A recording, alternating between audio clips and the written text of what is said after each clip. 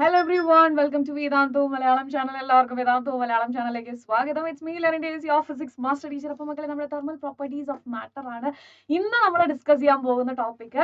So ഈ ഒരു chapter എന്ന് പറഞ്ഞിട്ടുണ്ടെങ്കിൽ വളരെ കുഞ്ഞൊരു ചാപ്റ്റർ ആണ്, വലിയ വലിയ കാര്യങ്ങൾ പഠിക്കാനില്ല, വളരെ ക്വിക്ക് ആയിട്ട് ഈ ഒരു ചെറിയൊരു റിവിഷൻ തന്നെ മതി ഈ ഒരു ചാപ്റ്ററിൽ നിന്ന് വരുന്ന എല്ലാ ചോദ്യങ്ങൾക്കും ഉത്തരം എഴുതാനായിട്ട്.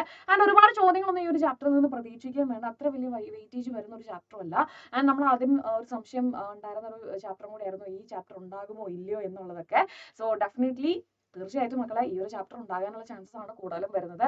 ഒഫീഷ്യലി നേരത്തെ പറഞ്ഞ പോലെ തന്നെ ഈ ഒരു ചാപ്റ്റർ വരെ എന്നുള്ളതൊന്നും പറഞ്ഞിട്ടില്ല എങ്കിലും സ്കീം ഓഫ് വർക്ക് അനുസരിച്ചിട്ടായിരിക്കും നമുക്ക് ക്വസ്റ്റ്യൻ പേപ്പർ വരുന്നത്.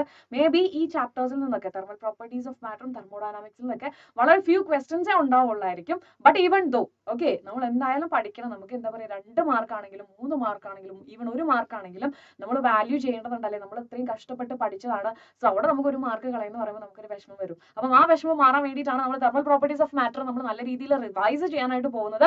സോ ഓൾറെഡി പഠിച്ച മക്കളാണെന്നുണ്ടെങ്കിൽ പെട്ടെന്ന് ഈ ഒരു റിവിഷനും കൂടെ ആയിട്ടുണ്ടെങ്കിൽ പെർഫെക്റ്റ് ആവും ഈ ഒരു ചാപ്റ്ററിൽ. ആൻഡ് ഓൾസോ നമുക്ക് ലൈവ് ഉണ്ട്. നമ്മുടെ ലൈവ് കണ്ടിട്ട് മാക്സിമം നമ്പർ ഓഫ് ക്വസ്റ്റ്യൻസ് നിങ്ങൾ പ്രാക്ടീസ് ചെയ്യുക. ആൻഡ് തീർച്ചയായിട്ടും നിങ്ങൾക്ക് അതിനുള്ള ബെനിഫിറ്റ് ഉണ്ടായിരിക്കും കേട്ടോ. സോ യെസ് ഗൈസ്, അപ്പോൾ നമ്മൾ പതുക്കെ സ്റ്റാർട്ട് ചെയ്യുവാണ് കേട്ടോ. അപ്പം ഓൾറെഡി നമ്മൾ പറഞ്ഞു, നമ്മൾ വേദാന്തു മലയാളം നിങ്ങൾക്ക് വേണ്ടിയിട്ട് ക്രിസ്മസ് സ്പെഷ്യൽ സീരീസ് ഒരുപാട് വെറൈറ്റീസ് ഓഫ് വീഡിയോസ് നിങ്ങൾക്ക് വേണ്ടി തരുന്നുണ്ട്. റിവിഷൻ വീഡിയോസ്, അതേപോലെ 2020 short 20 questions in 20 minutes. And then അതിന്റെ കൂടെ തന്നെ നമുക്ക് പറയാനുള്ളതാണ് നമ്മുടെ എന്താ പറയുക ലൈവ് സെഷൻസ്, അതും ഡെഡിക്കേറ്റഡ് ആയിട്ട് നിങ്ങൾക്കുള്ള live sessions and along with that marathon sessions ഉണ്ടായിരിക്കും. ഓക്കെ അല്ലടാ. സോ ഇത്രയും അടിപൊളിയായിട്ട് ഇത്രയും ഒരു അടിപൊളി പാക്കേജ് ആണ് നിങ്ങൾക്ക് ഈ ദിവസങ്ങളിൽ കിട്ടാൻ പോകുന്നത്. സോ ഗൈസ് ജസ്റ്റ് എൻജോയ് ചെയ്യാം കേട്ടോ. ഓക്കെ, നിങ്ങൾ ഈ പ്രാവശ്യത്തെ എക്സാം, ക്രിസ്മസ് എക്സാം നമ്മൾ എന്തായാലും ഒരുമിച്ച് വേദാന്ത മലയാളത്തിന്റെ കൂടെ പൊളിക്കും, അതിലൊരു സംശയമില്ല. So again thermal properties of matter ആണ് ഇന്ന് നമ്മൾ ഡിസ്കസ് ചെയ്യാൻ പോകുന്നത്. ഫസ്റ്റ് ഓഫ് ഓൾ നമ്മൾ എന്താണ് ടെമ്പറേച്ചർ, എന്താണ് ഹീറ്റ് എന്നുള്ളത് മനസ്സിലാക്കണം. പലപ്പോഴും നമുക്ക് ആ ഒരു ഡിഫറൻസ് അറിയത്തില്ല അല്ലെ. എന്താണ് തെർമൽ ടെമ്പറേച്ചർ അല്ലെങ്കിൽ എന്താണ് ഹീറ്റ് എന്നുള്ളത് നമുക്ക് പലപ്പോഴും ഡിഫൈൻ ചെയ്യുമ്പോൾ പോലും എന്തൊക്കെയോ വ്യത്യാസം ഉണ്ടെന്ന് അറിയാം, പക്ഷെ ഡിഫൈൻ ചെയ്യുമ്പോൾ കുറച്ചൊരു ബുദ്ധിമുട്ട് നമുക്ക് ഫീൽ ചെയ്യും അല്ലെ. സോ നമ്മളിപ്പോ എന്താ പറയാ, നമ്മളിപ്പോ പറയുകയാണ് ഈ ഒരു സംഭവം ഭയങ്കര തണുപ്പാണ് അല്ലെങ്കിൽ ഇതിന് ഭയങ്കര ചൂടാണ്, ഈ ഒരു സംഭവം നമ്മൾ പറയുന്നുണ്ടല്ലോ, അതായത് ആ ഒരു ചൂടിന്റെ മെഷർ. ഓക്കെ, ആ ഒരു മെഷർമെന്റ്, അതായത് അല്ലെങ്കിൽ ഒരു ഇൻഡിക്കേഷൻ എന്ന് പറയാം, ഇത് ഇത്രത്തോളം ചൂടുണ്ട്, ഇത് ഇതിനെക്കാട്ടിലും ചൂടുണ്ട്, അല്ലെങ്കിൽ ഇത് ഇതിനെക്കാട്ടിലും തണുപ്പാണ് എന്ന് പറയുന്ന ആ ഒരു എന്താ പറയാ, ആ ഒരു ഇൻഡിക്കേഷന് വേണ്ടിയിട്ട് നമ്മൾ യൂസ് ചെയ്യുന്നതാണ് ടെമ്പറേച്ചർ എന്ന് പറയുന്ന വാക്ക്. ആൻഡ് ടെമ്പറേച്ചറിന്റെ SI യൂണിറ്റ് എന്ന് പറയുന്നത് കെൽവിൻ ആണ്.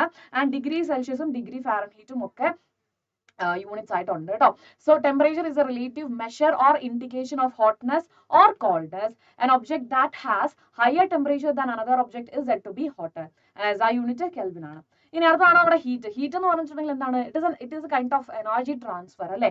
ഇപ്പം എന്റെ കയ്യിൽ ഒരു ടെമ്പറേച്ചർ ഇത്രയും സ്പെസിഫൈഡ് ആയിട്ടുള്ള ഒരു 40 ഡിഗ്രി സെൽഷ്യസ് ടെമ്പറേച്ചർ ഉള്ള ഒരു ബോഡി ഉണ്ട്. ഇവിടെ ആണെങ്കിൽ 30 ഡിഗ്രി ടെമ്പറേച്ചർ ഡിഫറൻസ് ഉള്ള അല്ലെങ്കിൽ ടെമ്പറേച്ചർ ഉള്ള ഒരു ബോഡി ഉണ്ട്. ഓക്കെ അല്ലേ. സോ 40 ഡിഗ്രിയും 30 ഡിഗ്രി സെൽഷ്യസും ആണ് നമ്മുടെ കയ്യിൽ ഇരിക്കുന്ന ബോഡിയുടെ ടെമ്പറേച്ചർ എന്ന് പറയുന്നത്. സോ ദാറ്റ് മീൻസ് ഇവിടെ എന്തുണ്ട്, ഒരു ടെമ്പറേച്ചർ ഡിഫറൻസ് ഉണ്ട് അല്ലെ, ഒരു ടെമ്പറേച്ചർ ഡിഫറൻസ് ഉണ്ട്. സോ ഓഫ് കോഴ്സ് ഈ ടെമ്പറേച്ചർ ഡിഫറൻസ് ഉണ്ടായിട്ടുണ്ടെങ്കിൽ ഓക്കെ അല്ലെ, ഈ 40 ഡിഗ്രി 30 ഡിഗ്രി എന്നൊക്കെ പറയുന്നിടത്ത് ടെമ്പറേച്ചർ ഡിഫറൻസ് ഉണ്ടാകുന്നതിന്റെ ഭാഗമായിട്ട് കൂടിയ സ്ഥലത്ത് നിന്ന്, അതായത് ഈ ടെമ്പറേച്ചർ എന്ത് ചെയ്യും, യെസ്, ഒരു സ്ഥലത്ത് നിന്നും വേറൊരു സ്ഥലത്തേക്ക് ട്രാൻസ്ഫർ ചെയ്യും. അതായത് ഈ എനർജി എന്ത് ചെയ്യും, ട്രാൻസ്ഫർ ചെയ്യും. അങ്ങനെ വരുന്ന ആ ഹീറ്റ് എനർജിനെയാണ് അല്ലെ, ആ ഒരു എനർജി ട്രാൻസ്ഫറിനെയാണ്, ആ ഒരു എനർജി ട്രാൻസ്ഫർ ചെയ്യുന്ന ആ ഒരു ഫോമിനെയാണ് നമ്മൾ എന്തെന്ന് പറയുന്നത്, ഹീറ്റ് എന്ന് പറയുന്നത്. ഓക്കെ അല്ലേ. അപ്പൊ ഹീറ്റ് ആണെന്നുണ്ടെങ്കിൽ അവിടെ എന്തുണ്ടാവും, ഒരു ടെമ്പറേച്ചർ ഡിഫറൻസ് ഉണ്ടായിരിക്കും.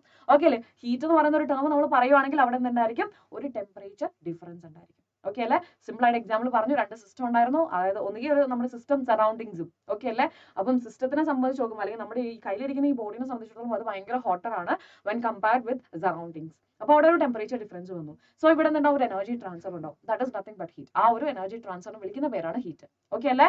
ഇനി when the temperature of the body and its surrounding medium are different, heat transfer take between the system and the surrounding medium. ഒരിടത്ത് ടെമ്പറേച്ചർ കൂടുതലും ഒരിടത്ത് ടെമ്പറേച്ചർ എന്താ പറയാ കുറവായിരിക്കുമല്ലോ, അതാണല്ലോ നമ്മൾ പറയുന്ന ടെമ്പറേച്ചർ ഡിഫറൻസ്.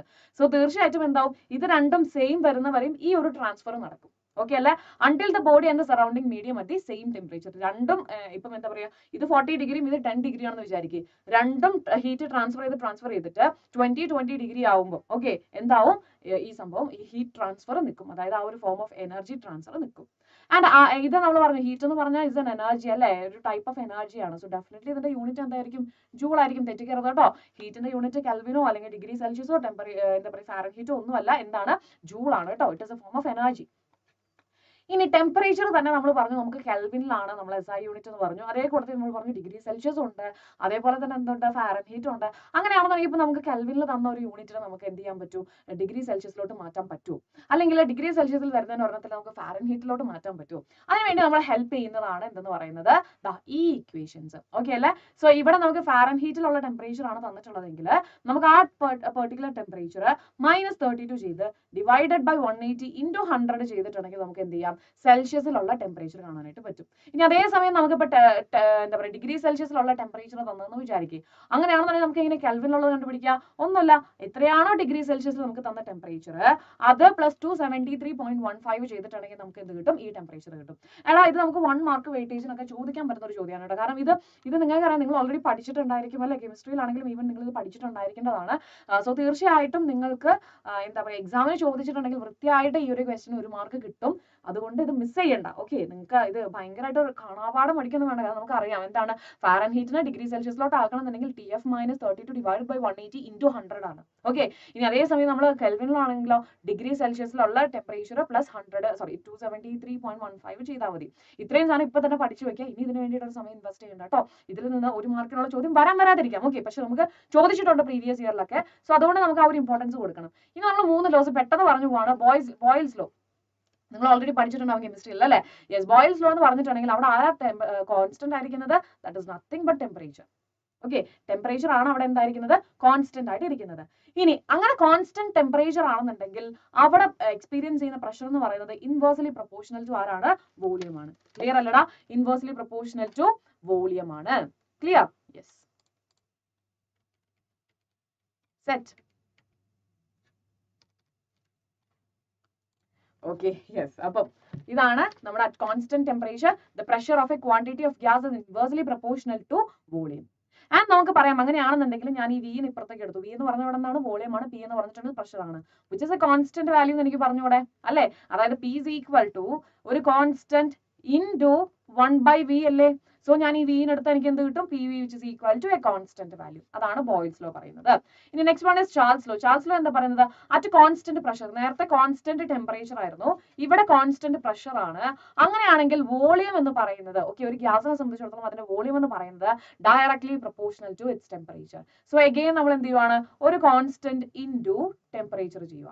ഓക്കെ, ഒരു കോൺസ്റ്റന്റ് ഇൻറ്റു ടെമ്പറേച്ചർ ചെയ്യുവാണ്. ഇവിടെ ആരാണ് കോൺസ്റ്റന്റ് ആയിട്ടുള്ളത്? യെസ്, പ്രഷർ ആണ്. ഓക്കെ അല്ലേ? സോ അങ്ങനെയാണെന്നുണ്ടെങ്കിൽ V/T will be a constant value and also we can write it as V1/T1 which is equal to V2/T2. Okay, ഇനി നേരത്തെ കേസിലാണെന്നുണ്ടെങ്കിൽ നമുക്ക് എങ്ങനെ പറയാം, P1V1 which is equal to P2V2 അല്ലെ? PV is equal to constant value എന്ന് പറഞ്ഞിട്ടുണ്ടെങ്കിൽ നമുക്ക് എങ്ങനെ എഴുതാം, ഇങ്ങനെയും റെപ്രസെന്റ് ചെയ്യാം. ക്ലിയർ അല്ലടാ? യെസ്. ഇനി അടുത്തതാണ് നമ്മുടെ വളരെ ഇമ്പോർട്ടന്റ് ആയിട്ടുള്ള ഐഡിയൽ ഗ്യാസ് ലോയിലോട്ട് നമ്മൾ വരുന്നത്. അതായത് low density gases. Okay, low density gases എന്ത് ചെയ്യും, ബോയിൽസ് ലോയും ഒബേ ചെയ്യും, ചാൾസ് ലോയും ഒബേ ചെയ്യും. എന്താണ് ബോയിൽസ് ലോ എന്ന് പറഞ്ഞിട്ടുണ്ടെങ്കിൽ PV which is equal to constant അല്ലേ? എന്താണ് ചാൾസ് ലോ എന്ന് പറയുന്നത്, V/T is equal to a constant value. Okay അല്ലേ? സോ ഇത് ലോ ഡെൻസിറ്റി ഗ്യാസസിന്റെ കേസിൽ എന്തായിരിക്കും, ഇതെല്ലാം സെയിം ഇതെല്ലാം ഒബേ ചെയ്യും. ഓക്കെ അല്ലേ?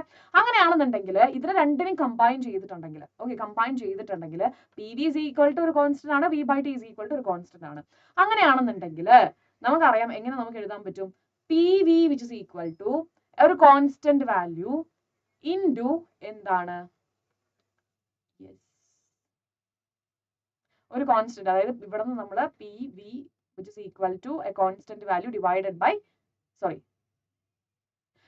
PV is equal to നമുക്ക് ഒരു കോൺസ്റ്റന്റ് ഇൻറ്റു RT എന്ന് എഴുതാനായിട്ട് പറ്റും. ഇതിൽ R എന്ന് പറഞ്ഞിട്ടുണ്ടെങ്കിൽ അഗെയിൻ നമ്മുടെ ഒരു കോൺസ്റ്റന്റ് വാല്യൂ ആണ്. ആ വാല്യൂ എന്ന് പറഞ്ഞിട്ടുണ്ടെങ്കിൽ യൂണിവേഴ്സൽ ഗ്യാസ് കോൺസ്റ്റന്റ് ആണ് കേട്ടോ. നമ്മുടെ R എന്ന് പറഞ്ഞിട്ടുണ്ടെങ്കിൽ യൂണിവേഴ്സൽ ഗ്യാസ് കോൺസ്റ്റന്റ് ആണ്. ഓക്കെ അല്ലടാ? ആൻഡ് അതിന്റെ വാല്യൂ വന്നിട്ട് 8.314 കിലോ ജൂൾ പെർ മോൾ ആണ് കേട്ടോ. Joule per mole per kelvin. Okay, ഇതാണ് യൂണിറ്റ് വരുന്നത്. Okay, 8.314 into joule per mole per kelvin. Okay അല്ലേ? So PV is equal to μRT എന്നുള്ളൊരു ഇക്വേഷൻ കിട്ടും നമുക്ക്. ക്ലിയർ അല്ലടാ? സോ അങ്ങനെയാണെന്നുണ്ടെങ്കിൽ, അതായത് ഇവിടെ നമ്മൾ പറഞ്ഞു ഈ ലെഫ്റ്റ് ഹാൻഡ് സൈഡ് നമ്മൾ നോക്കി PV ആണ്, ഇപ്പുറത്ത് V/T ആണ്. രണ്ട് നോക്കുകയാണെന്നുണ്ടെങ്കിൽ എന്താണ്, ഒരു കോൺസ്റ്റന്റ് വാല്യൂ ആയിരിക്കും കിട്ടുക. സോ ഇതിന്റെ കോമ്പിനേഷൻ എന്ന് പറയുമ്പോൾ നമുക്ക് എന്ത് കിട്ടും, PV which is equal to നമ്മൾ ചിലപ്പോൾ പഠിച്ചിട്ടുണ്ടാവുക എൻ എന്ന് പറഞ്ഞിട്ടായിരിക്കും കേട്ടോ. ഈ മ്യൂവിന് പകരം നമ്മൾ പഠിക്കുന്നുണ്ടാവുക എൻ എന്ന് പറഞ്ഞിട്ടായിരിക്കും. Whatever it may be R T. അല്ല, ടി എന്ന് പറഞ്ഞ ടെമ്പറേച്ചർ ആണ്, വി എന്ന് പറഞ്ഞ വോളിയം ആണ്, പി എന്ന് പറഞ്ഞിട്ടുണ്ടെങ്കിൽ പ്രഷർ ആണ്. എൻ എന്ന് പറഞ്ഞിട്ടുണ്ടെങ്കിൽ എന്താണ്, അല്ലെങ്കിൽ മ്യൂ എന്ന് പറഞ്ഞ് റെപ്രസെന്റ് ചെയ്യുന്നത് എന്താണ്? That is nothing but the number of moles in the sample of gas. Okay, the number of moles. ഇനി R എന്ന് പറഞ്ഞിട്ടുണ്ടെങ്കിൽ നമ്മൾ പറഞ്ഞു യൂണിവേഴ്സൽ ഗ്യാസ് കോൺസ്റ്റന്റ് ആണ്. And this equation is known as the ideal gas equation. Clear അല്ലടാ? Clear ആണെന്നുണ്ടെങ്കിൽ like ചെയ്യാൻ മറക്കരുത് കേട്ടോ, ആരും ലൈക്ക് ചെയ്യാൻ മറക്കരുത്. ഇനി അടുത്തത് ഐഡിയൽ ഗ്യാസ് ലോ നോക്കാം. ഇവിടെ നമ്മൾ നോക്കി കഴിഞ്ഞപ്പം നമ്മൾ ഓൾറെഡി പറഞ്ഞു P V which is equal to mu R T, അല്ലെങ്കിൽ P V is equal to, നിങ്ങൾ പഠിച്ചത് എൻ ആണെന്നുണ്ടെങ്കിൽ N R T, number of moles ആണ് അവിടെ പറയുന്നത്. അപ്പൊ നമ്മള് ഇവിടെ എന്താ പറയാ, നമ്മുടെ വോളിയത്തിന് നമ്മൾ കോൺസ്റ്റന്റ് ആക്കി വെച്ചു. ഓക്കെ അല്ലെ? അപ്പൊ ഒരു ഗ്യാസിനെ സംബന്ധിച്ചിടത്തോളം അവിടെ നമ്മൾ നോക്കുവാണെങ്കിൽ വോളിയം കോൺസ്റ്റന്റ് ആണ്, ദിസ് നമ്പർ കോൺസ്റ്റന്റ് ആണ്, ആറും കോൺസ്റ്റന്റ് ആണ്. അങ്ങനെയാണെങ്കിൽ നമുക്ക് ഇനി അവിടെ വാരി ചെയ്യുന്ന ആരാണ്? യെസ്, പ്രഷറും ടെമ്പറേച്ചറും മാത്രമാണ്. അങ്ങനെയാണെങ്കിൽ ഞാൻ എന്ത് ചെയ്യുവാണ്, ഈ പ്രഷറും ടെമ്പറേച്ചറും തമ്മിൽ ഒരു ഗ്രാഫ് വരച്ചു. ആ ഗ്രാഫ് വരച്ചു കഴിഞ്ഞപ്പോൾ എനിക്ക് ഇവിടെ വരെ വാല്യൂ കിട്ടി. പിന്നെ ഞാൻ എന്ത് ചെയ്തു, ഈ ഇതെന്ന് പറഞ്ഞാൽ 0 ഡിഗ്രി സെൽഷ്യസ് ആണ്. ഓക്കെ, ഇനി ഇങ്ങോട്ട് പോകുമ്പോൾ 100 ഡിഗ്രി സെൽഷ്യസ്, 200 ഡിഗ്രി സെൽഷ്യസ്, 300, ഇങ്ങോട്ട് പോകുമ്പോൾ -100, -200, എക്സെട്ര എക്സെട്ര. ആൻഡ് ഇവിടെ വരെ നമുക്ക് വാല്യൂ കിട്ടി. പിന്നെ നമ്മൾ ഇതിങ്ങനെ എക്സ്റ്റെൻഡ് ചെയ്ത് വരച്ചപ്പോൾ ഇവിടെ ഒരു പോയിന്റ് വരെ വന്നു. ആ ഒരു പോയിന്റ് ആണ് -273.15 ഡിഗ്രി സെൽഷ്യസ് എന്ന് പറയുന്നത്. ഓക്കെ അല്ലേ? ആ ടെമ്പറേച്ചറിനെ പറയുന്ന പേരാണ് മക്കളെ അബ്സല്യൂട്ട് ടെമ്പറേച്ചർ. ഓക്കെ അല്ലേ? Absolute zero temperature. The minimum temperature for an ideal gas is called absolute temperature or 0 Kelvin. This temperature is found to be -273.15 degrees Celsius. ഒന്നുമില്ല, വോളിയം കോൺസ്റ്റന്റ് ആക്കിയിട്ട് നമ്മൾ പ്രഷറും ടെമ്പറേച്ചറും തമ്മിലുള്ള വാരിയേഷൻ ഗ്രാഫ് വരച്ചതാ. അപ്പൊ നമുക്കൊരു slope കിട്ടി. അതിന് നമ്മൾ എക്സ്റ്റെൻഡ് ചെയ്ത് വരച്ചു കഴിഞ്ഞപ്പോൾ അതൊരു പെർട്ടിക്കുലർ പോയിന്റിൽ വന്നു. ആൻഡ് ആ പോയിന്റിലെ ടെമ്പറേച്ചർ എന്ന് പറയുന്നത് എന്തായിരിക്കും? That is known as absolute zero temperature. Clear allada? Absolute zero temperature, and it is obtained by the extrapolating the straight line of pressure temperature to the axis. Clear alle? Simple ആയിട്ട് മനസ്സിലായില്ലടാ? Next one. The volume temperature graph of a certain amount of perfect gas at 2 pressure P1 and P2 are shown below. Which pressure is larger, P1 or P2 എന്നാണ് ചോദിച്ചിട്ടുള്ളത്. Again simple ആയിട്ടുള്ള ഒരു question ആണ് അല്ലെ? Simple ആയിട്ടുള്ള ഒരു question ആണ്. നമ്മൾ നേരത്തെ പറഞ്ഞ അതേ ഇക്വേഷനിലോട്ട് വന്നു. P is equal to NRT. Okay അല്ലെ? P is equal to NRT. And നമുക്ക് എഴുതാനായിട്ട് പറ്റും. ഇവിടെ നമ്മൾ എന്ത് ചെയ്യുവാണ്, ഇവിടെ നമുക്ക് തന്നിട്ടുള്ളത് വോളിയം ടെമ്പറേച്ചറും. ഓക്കെ, വോളിയം ടെമ്പറേച്ചർ ആണ്. സോ ഡെഫിനറ്റ്ലി വോളിയം ടെമ്പറേച്ചറിന്റെ സ്ലോപ്പ് കിട്ടുന്നത് എന്തായിരിക്കും? യെസ്, നമുക്ക് നോക്കാം. V/T. PV is equal to NRT അല്ലേ? PV is equal to NRT ആണ്. സോ വിന്റെ അവിടേക്ക് നമ്മൾ ഈ ടെമ്പറേച്ചറിന് കൊടുക്കുന്നു. സോ ഇപ്പുറത്ത് ആരുണ്ട്? NR ഉണ്ട്. ഇവിടെ ഒരു P ഉണ്ട്. അത് താഴത്തോട്ട് വരുമ്പോൾ NR/P എന്ന് വരും. ഓക്കെ അല്ലടാ? ഇനി നമുക്ക് P2ന്റെ നമുക്ക് എന്താ പറയാ റെസ്പെക്റ്റീവ് ആയിട്ടുള്ള ഇക്വേഷൻ കിട്ടണം. അതേപോലെ തന്നെ P1നും അല്ലെങ്കിൽ ഈ ഒരു സ്ലോപ്പിനും ഇതിപ്പോ ഇത് 2ഉം ഇത് 1ഉം ആണ് അല്ലെ? അപ്പൊ 1നും 2നും കറസ്പോണ്ടിങ് ആയിട്ട് നമ്മൾ എഴുതി കഴിഞ്ഞാൽ എന്താവും?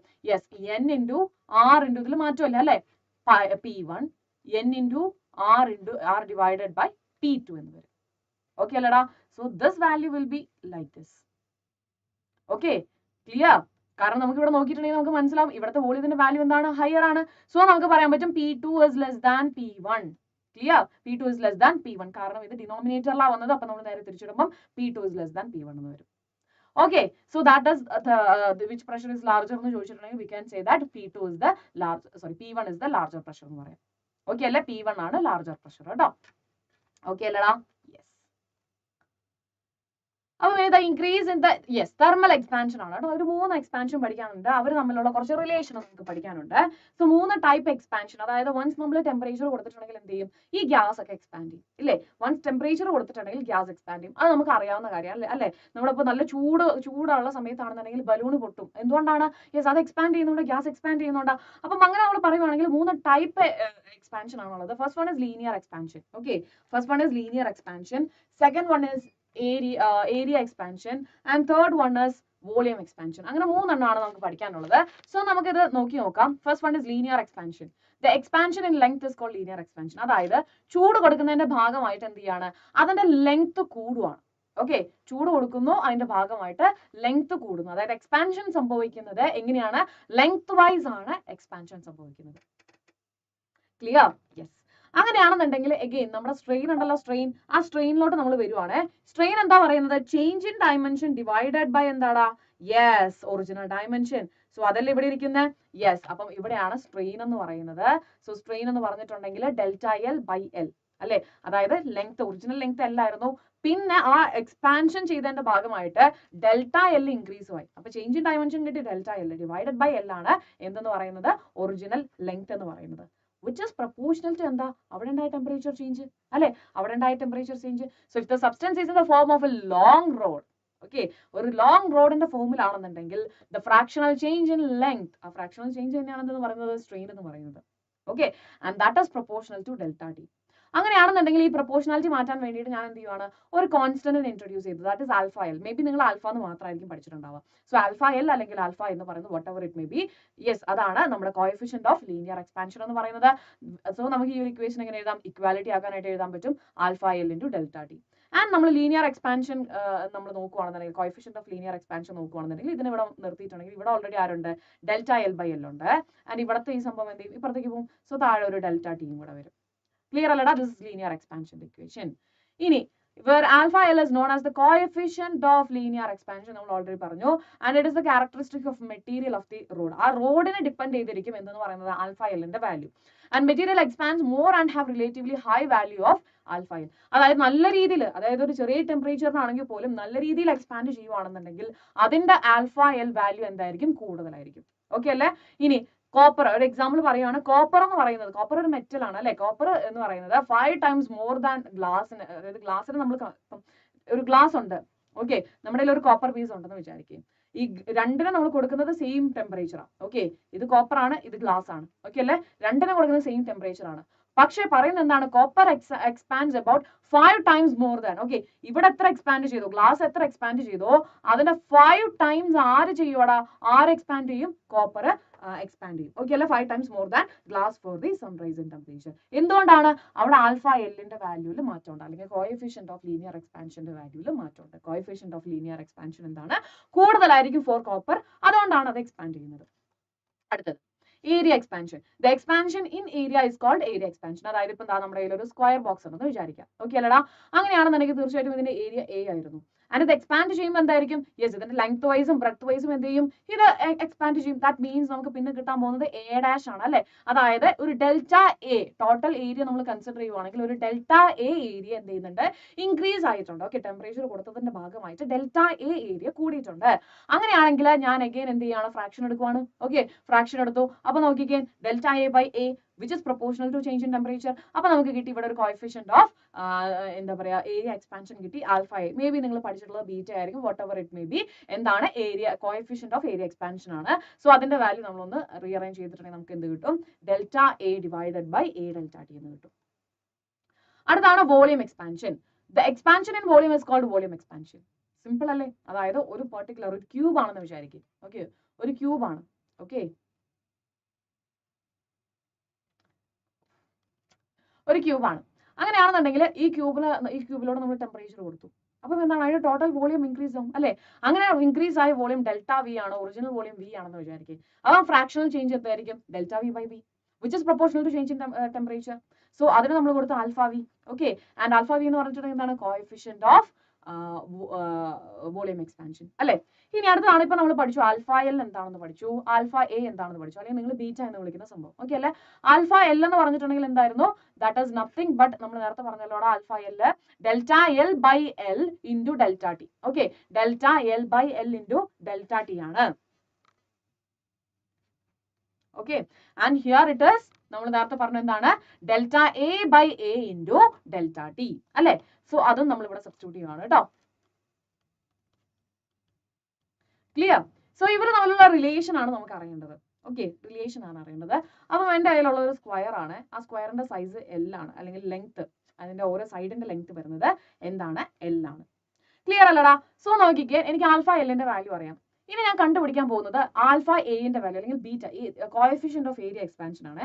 അപ്പൊ എനിക്ക് ആദ്യം അറിയണം ഡെൽറ്റ എ എന്താണെന്ന്. അപ്പൊ ഡെൽറ്റ എ എന്ന് പറഞ്ഞിട്ടുണ്ടെങ്കിൽ എന്താണ്, ഇപ്പം ഇതിന്റെ ഒറിജിനൽ അവസ്ഥയിൽ ഇത് ഇങ്ങനെയാണ്. ഇതിനെ എക്സ്പാൻഡ് ചെയ്തിട്ടുണ്ടെങ്കിൽ ഇതിന്റെ ഈ സൈഡ് എന്താവും, ഡെൽറ്റ എൽ ആവും അല്ലെ, എൽ പ്ലസ് ഡെൽറ്റ എൽ ആവും. ഇവിടെ എന്താവും, എൽ പ്ലസ് ഡെൽറ്റ എൽ ആവും. സോ അങ്ങനെയാണെന്നുണ്ടെങ്കിൽ ഇവിടെ change in area, okay let's say ഇത് എ ഡാഷ് ആണ്, ഇത് എ ആണ്. ഓക്കെ അല്ലെ. എ എന്ന് പറയുന്നത് ഒറിജിനൽ സ്റ്റേറ്റ്, അതായത് ടെമ്പറേച്ചർ കൊടുക്കുന്നതിന് മുമ്പുള്ള അതിന്റെ ഏരിയ. ടെമ്പറേച്ചർ കൊടുത്തു കഴിഞ്ഞപ്പോൾ അത് എന്തായി മാറി, എ ഡാഷ് ആയിട്ട് മാറി. ക്ലിയർ അല്ലടാ? അങ്ങനെയാണെങ്കിൽ ചേഞ്ച് ഇൻ ഏരിയ എന്ന് പറഞ്ഞിട്ടുണ്ടെങ്കിൽ എ ഡാഷ് മൈനസ് എ അല്ലേ? അങ്ങനെയാണെങ്കിൽ എ ഡാഷ് എന്ന് പറഞ്ഞാൽ എന്താണ്? സ്ക്വയർ അല്ലേ? സ്ക്വയർ എന്ന് പറഞ്ഞിട്ടുണ്ടെങ്കിൽ L into L L square അല്ലേ അതിന്റെ സ്ക്വയർ സോറി അതിന്റെ ഏരിയ എന്ന് പറയുന്നത്. സോ ഈ കേസിൽ എ ഡാഷിന്റെ ഏരിയ എന്ന് പറയുന്നത് എന്തായിരിക്കും? L plus delta L the whole square, okay, minus L square. അപ്പൊ ഞാൻ ഇതിനെ എക്സ്പാൻഡ് ചെയ്തിട്ടുണ്ടെങ്കിൽ L square plus 2l delta L plus delta L square minus L square എന്ന് വരും. ഓക്കെ, സോ ഇതും ക്യാൻസൽ ആയി പോവും. അതേപോലെ തന്നെ ഡെൽറ്റ എൽ സ്ക്വയർ നമുക്ക് എന്ത് ചെയ്യാൻ പറ്റും? ഒഴിവാക്കാനായിട്ട് പറ്റും. സോ എനിക്ക് കിട്ടി 2l ഡെൽറ്റ എൽ എന്ന് കിട്ടി, അതായത് ഡെൽറ്റ എന്റെ വാല്യൂ. സോ ഞാൻ എഴുതി 2l delta L divided by A into delta T. Okay, so ഇവിടെ ഒന്ന് നോക്കിക്കേടാ, ഇവിടെ നമ്മളൊന്ന് നോക്കി കഴിയുമ്പോൾ നമുക്ക് ഒരു സാധനം നോക്കി കിട്ടുന്നുണ്ട്, delta L by L delta T. ഇവിടെ നോക്കിക്കേ, ഇവിടെ ഒരു ഡെൽറ്റ എൽ ഉണ്ട് അല്ലെ? ഇവിടെ ഒരു ഡെൽറ്റ എൽ ഉണ്ട്. ആൻഡ് യെസ്, എവിടെയോ എന്തൊക്കെയോ ഒരു കറക്ഷൻ വന്നല്ലോടാ. ഓക്കെ, സോ ഇവിടെ delta L plus delta L square. So ഇവിടെ നമ്മൾ നോക്കുവാണെങ്കിൽ എൽ സ്ക്വയറും ഡെൽറ്റ എൽ സ്ക്വയറും ക്യാൻസൽ, സോറി മൈനസ് എൽ സ്ക്വയറും ക്യാൻസൽ ആയി പോയി. ദെൻ 2l ഡെൽറ്റ എൽ വരും, ഡെൽറ്റ എൽ സ്ക്വയർ. അതായത് കാരണം എന്താണെന്നുണ്ടെങ്കിൽ ഡെൽറ്റ എൽ എന്ന് പറയുന്ന വാല്യൂ വളരെ ചെറുതായിരിക്കും. സോ തീർച്ചയായിട്ടും നമുക്ക് എന്താ കിട്ടാൻ പോകുന്നത്? ഡെൽറ്റ എൽ സ്ക്വയർ എടുക്കും, അതിനേക്കാളും ചെറിയൊരു വാല്യൂ കിട്ടും. അതുകൊണ്ടാണ് നമ്മൾ അത് ഒഴിവാക്കിയത്. സോ ഫൈനലി നമുക്ക് കിട്ടിയത് 2l ഡെൽറ്റ എൽ ആണ് നമുക്ക് കിട്ടിയത്. Okay, yes. അങ്ങനെയാണെന്നുണ്ടെങ്കിൽ അഗെയിൻ ഓക്കെ, ഗോട്ട് ഇറ്റ്. അപ്പൊ ഇവിടെ അഗെയിൻ ഏരിയ ആണ് കിടക്കുന്നത് അല്ലെ? ഏരിയ എന്ന് പറഞ്ഞിട്ടുണ്ടെങ്കിൽ 2l delta L divided by area എന്ന് പറഞ്ഞിട്ടുണ്ടെങ്കിൽ ഒറിജിനൽ ഏരിയ ആണ് ചോദിച്ചിട്ടുള്ളത്. So that is L square delta T. അപ്പം അഗെയിൻ ഇവിടെ എൽ ഉണ്ട്, ഇവിടെ എൽ സ്ക്വയർ ഉണ്ട്, അപ്പം അവിടെ പോയി. So 2 into delta L by L delta T. So ഈ ഒരു വാല്യൂ നമുക്ക് നല്ല പരിചയമുണ്ട് അല്ലെ? ഇതെന്താണ് ഈ സംഭവം എന്ന് പറഞ്ഞിട്ടുണ്ടെങ്കിൽ നമ്മുടെ കോഎഫിഷ്യന്റ് ഓഫ് ലീനിയർ എക്സ്പാൻഷൻ ആണ്. സോ എനിക്ക് എഴുതാൻ പറ്റും 2 ഇൻറ്റു ആൽഫ എൽ. ക്ലിയർ അല്ലേടാ? സോ സിമ്പിൾ ആയിട്ടുള്ള ഒരു ചെറിയൊരു കാൽക്കുലേഷൻ മാത്രമേ ഉള്ളൂ. സോ കൺഫ്യൂഷന്റെ ആവശ്യമൊന്നുമില്ല. ഫസ്റ്റ് എന്താ കണ്ടുപിടിക്കേണ്ടത്?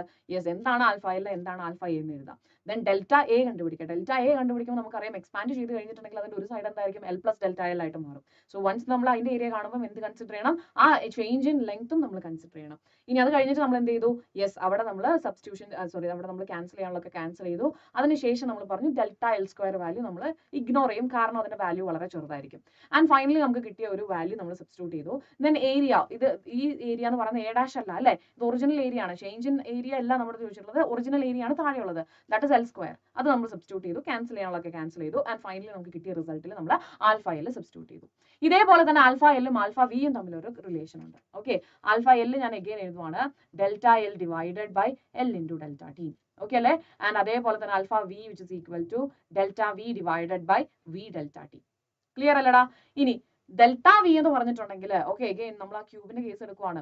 ഓക്കെ അല്ലടാ? ക്യൂബിന്റെ കേസ് എടുത്തിട്ടുണ്ടെങ്കിൽ ദിസ് ഇസ് എൽ. സോ ഇതിന്റെ വോളിയം എന്തായിരിക്കും? L cube. ഇനി എക്സ്പാൻഡ് ചെയ്ത് കഴിഞ്ഞിട്ടുണ്ടെങ്കിൽ എന്തായിരിക്കും? എൽ പ്ലസ് ഡെൽറ്റ എൽ ആയിരിക്കും ഒരു സൈഡ്. സോ അങ്ങനെയാണെന്നുണ്ടെങ്കിൽ അതെന്തായിരിക്കും? L plus delta L the whole cube വരും. സോ അങ്ങനെയാണെങ്കിൽ ഞാൻ ഡെൽറ്റ വി കണ്ടുപിടിക്കാൻ പോവാണ്. Delta V which is equal to എന്താണ്? L plus delta L whole cube minus L cube. So ഇവിടെ നോക്കിക്കേ, L cube plus 3 delta L square into L plus 3 into L square delta L plus delta L the whole cube അല്ലെ? L cube plus 3 L square 3 delta L square L into 3 L square delta L plus delta L cube minus L cube. So ഇതും cancel ആയി പോയി. And also നമുക്ക് എന്ത് ചെയ്യാൻ പറ്റും? Delta L square വരുന്ന വാല്യൂസും L cube വരുന്ന വാല്യൂസും നമുക്ക് പതുക്കെ റിമൂവ് ചെയ്യാം. So here it will be 3l plus 3l square delta L എന്ന് വരും. ഓക്കെ അല്ലേ? ഇത്രയുമാണ് നമുക്ക് ഫൈനൽ ആയിട്ട് കിട്ടാൻ പോകുന്നത്. ക്ലിയർ അല്ലടാ? യെസ്. അപ്പം ഇവിടെ നമ്മൾ നോക്കി കഴിയുമ്പം 3l ഉണ്ട് plus 3l square delta L ഉണ്ട് അല്ലേ? യെസ്. അങ്ങനെയാണെന്നുണ്ടെങ്കിൽ നമുക്ക് പറയാം 3 ഇൻറ്റു, സോ നമ്മൾ നോക്കിക്കേ, യെസ് ഹിയർ ഈ ഒരു ടേം 3l എന്നുള്ള ടേം അല്ല കേട്ടോ, ഡെൽറ്റ എൽ സ്ക്വയറിന്റെ കൂടെ ഫുൾ ടേം പോകും. കാരണം 3 into L into delta L square അല്ലേ? സോ ഈ ഡെൽറ്റ എൽ സ്ക്വയർ എന്നുള്ളൊരു ടേം ഹോൾ 3l മൾട്ടിപ്ലൈ ചെയ്യുമ്പോൾ മെഗെയിൻ നമുക്ക് ചെറിയ വാല്യൂ ആണ് കിട്ടുന്നത്. സോ ഈ 3l അല്ല കേട്ടോ, ഞാൻ നേരത്തെ ഡെൽറ്റ ഹോൾ ടേം ആണ് പോവുക, എഴുതിയപ്പം തെറ്റിപ്പോയതാണ് കേട്ടോ. So 3l square delta L divided by V എന്ന് പറയുമ്പോൾ again delta L cube into delta T. So ഇവിടെ എന്താണ്? ഇവിടുത്തെ എൽ സ്ക്വയറും ഇതും കൂടെ പോവും. So alpha V becomes 3 into delta L divided by L delta T. Again നമ്മുടെ ഇതേ ഇക്വേഷനിലോട്ട് വരും. So we will get 3 alpha L okay അല്ലടാ? അങ്ങനെയാണെന്നുണ്ടെങ്കിൽ alpha L is to alpha A is to alpha V. ഈ ഒരു റേഷ്യോ നമ്മുടെ അടുത്ത് എഴുതാൻ പറഞ്ഞിട്ടുണ്ടെങ്കിൽ നമുക്ക് എങ്ങനെ എഴുതാൻ പറ്റും? നമുക്കറിയാം ആൽഫ എൽ ഞാൻ അങ്ങനെ തന്നെ ഇട്ടു. ആൽഫ എ എന്ന് പറഞ്ഞിട്ടുണ്ടെങ്കിൽ എന്താണ്? 2 ആൽഫ എൽ ആണ്. അതേപോലെ ആൽഫ വി എന്ന് പറഞ്ഞിട്ടുണ്ടെങ്കിൽ എന്താണ്? ദാറ്റ് ഇസ് 3 ആൽഫ എൽ ആണ്. അങ്ങനെയാണെങ്കിൽ ഈ റേഷ്യോ എനിക്ക് എന്താ വരാ? 1:2:3 എന്ന് വരും. ക്ലിയർ? All set? യെസ്. അപ്പൊ നമുക്ക് റിലേഷൻ നമ്മൾ പ്രൂവ് ചെയ്തു. ആൽഫ എല്ലും ആൽഫ എയും തമ്മിലുള്ള റിലേഷൻ ഇട്ടു. എടാ ഇവിടെ വന്നത് ഈ എൽ സ്ക്വയറിന്റെ ടേം നമ്മൾ മൊത്തത്തിൽ എടുത്ത് കളയണം കേട്ടോ. അല്ലാതെ മീൻസ് നമ്മൾ ആ ഒരൊറ്റ ടേം ഒഴിവാക്കല്ല കേട്ടോ. അത് ഞാൻ ഫസ്റ്റ് ചെയ്തപ്പം ശരിയായിരുന്നു, പിന്നീട് എടുത്തെഴുതിയപ്പം ആ ഡെൽറ്റ എൽ സ്ക്വയർ മാത്രമേ പോയുള്ളൂ എന്നുള്ള രീതിയിലാണ് എടുത്തത്. Okay, anyway yes. അപ്പൊ നമ്മൾ അടുത്ത അതിലോട്ട് പോവാണ്. Anomalous behaviour of water. Anomalous behaviour of water എന്ന് പറഞ്ഞിട്ടുണ്ടെങ്കിൽ യൂഷ്വലി വോളിയം കൂടുമ്പം ടെമ്പറേച്ചർ കൂടുമ്പോൾ എന്താ സംഭവിക്കുന്നത്? വോളിയം കൂടല്ലേ ചെയ്യാം അല്ലെ? വോളിയം കൂടും എപ്പം? ടെമ്പറേച്ചർ കൂടുമ്പോൾ. ടെമ്പറേച്ചർ കുറഞ്ഞിട്ടുണ്ടെങ്കിൽ എന്താണ്? വോളിയം കുറയും. ഇങ്ങനെയാണ് യൂഷ്വലി വരാം. സോ അപ്പൊ നമ്മൾ വെള്ളം ചൂടാക്കുകയാണെന്ന് വിചാരിക്കും. ഓക്കെ, വെള്ളം ചൂടാക്കണം 0 ഡിഗ്രി സെൽഷ്യസ്. ഓക്കെ അല്ലടാ? അപ്പൊ ഇങ്ങനെ നമ്മൾ ടെമ്പറേച്ചർ കൂട്ടി വരും 1 degree 2 degree 3 degree 4 degree. Okay അല്ലേ? ഈ 4 ഡിഗ്രി സെൽഷ്യസ് വരെ നമ്മൾ നോക്കിയിട്ടുണ്ടെങ്കിൽ വോളിയം കുറയും. ഇവിടെ ടെമ്പറേച്ചർ കൂടുവാണ്, എന്നാലും വോളിയം കുറയുക ചെയ്യാം. പക്ഷെ 4 ഡിഗ്രി സെൽഷ്യസ് എത്തിക്കഴിഞ്ഞിട്ടുണ്ടെങ്കിൽ പിന്നെ അവിടെ നിന്ന് നോക്കിയിട്ടുണ്ടെങ്കിൽ എന്താണ്? യെസ്, നോർമലി ടെമ്പറേച്ചർ റൈസ് ചെയ്യുന്നതിനനുസരിച്ചിട്ട് വോളിയം ഇൻക്രീസ് ആവും. ക്ലിയർ അല്ലടാ? അതേപോലെ തന്നെ ഇപ്പം ലെറ്റ്സ് സേ 10 ഡിഗ്രിയിൽ ഇരിക്കുന്ന എന്താ പറയാ സെൽഷ്യസിൽ ഇരിക്കുന്ന ഒരു ബോഡി, അതിനെ നമ്മൾ തണുപ്പിച്ച് നമ്മൾ 9 ഡിഗ്രിയിലോട്ട് വന്നു, 8ലോട്ട് വന്നു, 7ലോട്ട് വന്നു, 6ലോട്ട് വന്നു, അഗൈൻ നമ്മൾ എന്ത് ചെയ്തു? 4ലോട്ട് വരെ വന്നു. സോ ഇവിടെ എന്താ സംഭവിക്കേണ്ടത്? ഇവിടെ ടെമ്പറേച്ചർ കുറഞ്ഞുകൊണ്ടിരിക്കുവല്ലേ? ടെമ്പറേച്ചർ കുറയുന്നതിനനുസരിച്ചിട്ട് വോളിയം കുറയുമല്ലേ വേണ്ടേ? ഇവിടെ വരെയും അങ്ങനെയാ. 4 ഡിഗ്രി സെൽഷ്യസിന് ഇപ്പുറത്തേക്ക് കടന്നിട്ടുണ്ടെങ്കിൽ ടെമ്പറേച്ചർ കുറയുക ചെയ്യുന്നത് അല്ലെ? ടെമ്പറേച്ചർ കുറയുക ചെയ്യുന്നത്, പക്ഷെ അവിടെ വോളിയം കൂടും. സോ ഇതാണ് വാട്ടറിന്റെ എന്താ പറയുന്നത്? അനോമലസ് ബിഹേവിയർ എന്ന് പറയുന്നത് കേട്ടോ. അനോമലസ് ബിഹേവിയർ എന്ന് പറയുന്നത്. അതുകൊണ്ടാണ് നമുക്ക് പറയുന്നത് നമ്മുടെ വെള്ളത്തിന് മുകളിൽ എന്താണ്? ഐസ് കിടക്കുന്നത്. ഓക്കെ, ഐസ് ഇങ്ങനെ ഫ്ലോട്ട് ചെയ്ത് കിടക്കുന്നത്. നമുക്കറിയാം density which is equal to mass by volume ആണ്. സോ ഇവിടെ നമ്മൾ നോക്കുവാണെങ്കിൽ മാക്സിമം ഡെൻസിറ്റി വരുന്നത് എപ്പോഴായിരിക്കും? മിനിമം വോളിയം വരുമ്പോൾ. ആ മിനിമം വോളിയം എവിടെയാണ് സംഭവിക്കുന്നത്? Yes, at 4 degree Celsius. Okay അല്ലടാ? സോ അതാണ് ഡെൻസിറ്റി മാക്സിമം ആകുന്നത് അറ്റ് എന്താ പറയുക 4 ഡിഗ്രി സെൽഷ്യസ്. വാട്ടർ 4 ഡിഗ്രി സെൽഷ്യസിലായിരിക്കുമ്പോഴാണ് മാക്സിമം വരുന്നത്. ആൻഡ് ഐസ് ഫ്ലോട്ട് ചെയ്യുന്നതിന്റെ ഒരു കാരണം എന്ന് പറഞ്ഞിട്ടുണ്ടെങ്കിൽ ഡെൻസിറ്റി കുറവാണ്. ആരിനെ സംബന്ധിച്ചിടത്തോളം? യെസ്, ഐസിനെ സംബന്ധിച്ചിടത്തോളം ഡെൻസിറ്റി കുറവാണ്. ഓക്കെ, ഡെൻസിറ്റി കുറവാണ്. പക്ഷെ വാട്ടറിനെ സംബന്ധിച്ചിടത്തോളം ഐസിനെക്കാളും ഡെൻസിറ്റി കൂടുതലാണ്. ക്ലിയർ അല്ലടാ? യെസ്. അടുത്തൊരു ഇമ്പോർട്ടന്റ് ആയിട്ടുള്ള ഒരു കാര്യമാണ് നമ്മൾ പറയാൻ പോകുന്നത്.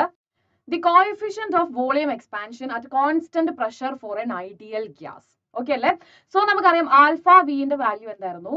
Yes, delta V divided by V delta T. ഇതല്ലേ നമ്മൾ ആൽഫ വി എന്ന് പറഞ്ഞ് നമ്മൾ പഠിച്ച സംഭവം. അതേപോലെ തന്നെ നമുക്കറിയാം ഐഡിയൽ ഗ്യാസ് ഇക്വേഷൻ അനുസരിച്ചിട്ട് P V which is equal to N or mu R T. Okay, നിങ്ങൾ ഏതാണോ പഠിച്ചത്? എൻ ആണെങ്കിൽ എൻ, മ്യൂ ആണെങ്കിൽ മ്യൂ കേട്ടോ.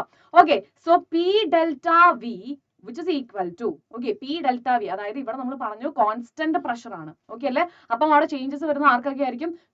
പി കോൺസ്റ്റന്റ് ആണ്, മ്യൂ കോൺസ്റ്റന്റ് ആണ്, ആർ കോൺസ്റ്റന്റ് ആണ്. So definitely mu R delta T എന്ന് വരും. ക്ലിയർ അല്ലടാ? യെസ്. അങ്ങനെയാണെന്നുണ്ടെങ്കിൽ ഞാൻ ഒരു ചെറിയ കാര്യം ചെയ്യാൻ പോണ്. P delta V divided by V which is equal to mu R delta T divided by V. Clear? So ഇവിടെ നമുക്ക് എഴുതാം delta V divided by V delta T. Okay, delta V ഈ പീനെ നമ്മൾ കൊണ്ടുവരണം, അതായത് കോൺസ്റ്റന്റ് ടേംസ് ഒക്കെ നമ്മൾ അങ്ങോട്ട് കൊണ്ടുപോവാണ്. So we will get mu R ഉണ്ട് ഇവിടെ, ഡെൽറ്റ ടി ഓൾറെഡി പോയി, ആൻഡ് ദെൻ ഇവിടെ ഒരു വി ഉണ്ട്, and also we will be having T here. Okay, yes, P. So ആ പി നോക്കി കഴിയുമ്പോൾ നമുക്ക് ഇതിന് ഇക്വേഷൻ നമ്പർ 1 എന്നും ഇതിന് ഇക്വേഷൻ നമ്പർ 2 എന്നും ഇടാം. ഓക്കെ അല്ലേ? ഇക്വേഷൻ നമ്പർ 2 നോക്കുവാണെങ്കിൽ പി വിക്ക് പകരം നമുക്ക് എന്ത് സബ്സ്റ്റിറ്റ്യൂട്ട് ചെയ്യാം? Mu R divided by mu R T അല്ലെ? പി വിന്റെ equation which is equal to mu R T ആണ്. മ്യൂ ആറും ക്യാൻസൽ ആയി പോയി, നമുക്ക് കിട്ടി delta V by V delta T which is equal to എന്താ വാല്യൂ വരുന്നത്? ദാറ്റ് ഇസ് 1 ബൈ ടി എന്ന് വരും. ഓക്കെ അല്ലേ? Delta V divided by V delta T. So ഒന്ന് നോക്കിക്കേടാ, ഇതൊന്ന് കമ്പയർ ചെയ്തേ. ഇക്വേഷൻ 1 ആയിട്ട് 3 കമ്പയർ ചെയ്തേ. അപ്പൊ നമുക്ക് കിട്ടും ആൽഫ വി എന്ന് പറയുന്നത് എന്താണ്? 1 ബൈ ടിക്ക് അല്ലെങ്കിൽ ഈക്വൽ ആണ് നമുക്ക് പറയാം. ഓക്കെ അല്ലേ? The coefficient of volume expansion at constant pressure എന്ന് പറയുന്നത് നമുക്ക് സിമ്പിൾ ആയിട്ട് പറയാം which is equal to 1 by T. Okay, എങ്ങനെയാ വന്നെന്ന് മനസ്സിലായല്ലോ? ഈ ഒരു ഇക്വേഷൻ അറിയാം, ഈ ഒരു ഇക്വേഷൻ അറിയാം.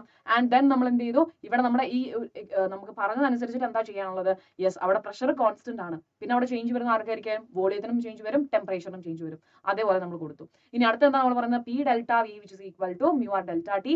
ആൻഡ് പി ഡെൽറ്റ വിനെ അവിടെ നിർത്തി ഒരു വി കൊണ്ട് നമ്മൾ എന്ത് ചെയ്തു? ഇവിടെയും ഡിവൈഡ് ചെയ്തു, ഇവിടെയും ഡിവൈഡ് ചെയ്തു. അപ്പൊ നമുക്ക് ഓവറോൾ റിസൾട്ടിൽ മാറ്റമില്ല അല്ലെ? ഇനി നമ്മൾ എന്താ ചെയ്യുന്നത്? പി ഡെൽറ്റ വി, ഓക്കെ, അതിൽ ആ പിനെ നമ്മൾ മാറ്റി നിർത്തി. കാരണം നമുക്ക് വേണ്ടത് ആരോ മാത്രമാണ്, ഇത്രയും സാധനങ്ങളെ വേണ്ടത്. ഓക്കെ, അതിന് വേണ്ടിയിട്ടാണ് നമ്മൾ വി കൊണ്ട് മൾട്ടിപ്ലൈ ചെയ്തതും കാര്യങ്ങളൊക്കെ. ഓക്കെ അല്ലേ? സോ അങ്ങനെ നമ്മൾ എന്ത് ചെയ്തു? ആ ഭാഗത്തിന് മാത്രം ഒരു സൈഡിലേക്ക് കൊണ്ടുവന്നു, ബാക്കി എല്ലാത്തിനും ഇപ്പുറത്തേക്ക് കൊണ്ടുവന്നു. അപ്പൊ നമുക്ക് ഇവിടെ കിട്ടി പി വി.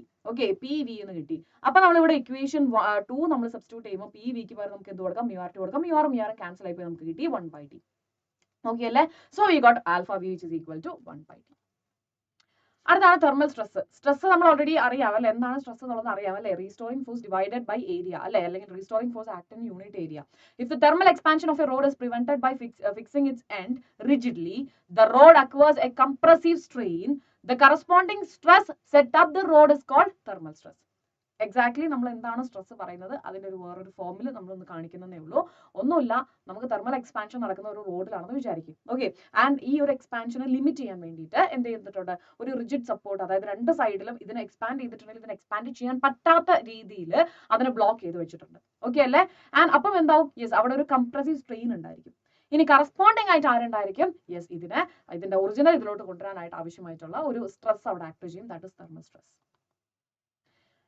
യെസ്, അഗെയിൻ അടുത്ത ഒരു കാര്യമാണ് നമ്മൾ പഠിക്കാൻ പോകുന്നത്, ഹീറ്റ് കപ്പാസിറ്റി. എന്താണ് ഹീറ്റ് കപ്പാസിറ്റി? ഒന്നുമില്ല, ഒരു സബ്സ്റ്റൻസിന്റെ ടെമ്പറേച്ചർ, ഓക്കെ അല്ലേ? ഒരു സബ്സ്റ്റൻസിന്റെ ടെമ്പറേച്ചർ നമുക്ക് എന്ത് ചെയ്യണം? 1 യൂണിറ്റ് ഇൻക്രീസ് ചെയ്യണം. ഓക്കെ അല്ലേ? 1 യൂണിറ്റ് ഇൻക്രീസ് ചെയ്യണം. അതിനാവശ്യമായിട്ടുള്ള ഹീറ്റ്. ഓക്കെ അല്ലേ? ഒരു സബ്സ്റ്റൻസ് അതിന്റെ 1 യൂണിറ്റ് ആൻഡ് ആ 1 യൂണിറ്റ് ടെമ്പറേച്ചർ ഇൻക്രീസ് ചെയ്യാനായിട്ട് ആവശ്യമായിട്ടുള്ള amount of heat. Okay, 1 unit temperature increase ചെയ്യാനായിട്ട് ആവശ്യമായിട്ടുള്ള ഹീറ്റിന്റെ amount.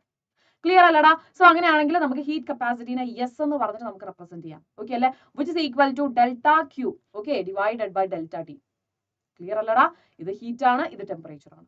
Heat capacity of a substance depends on its mass. ചോദ്യങ്ങൾ വരാട്ടെ 1 മാർക്കിനൊക്കെ ആയിട്ട്.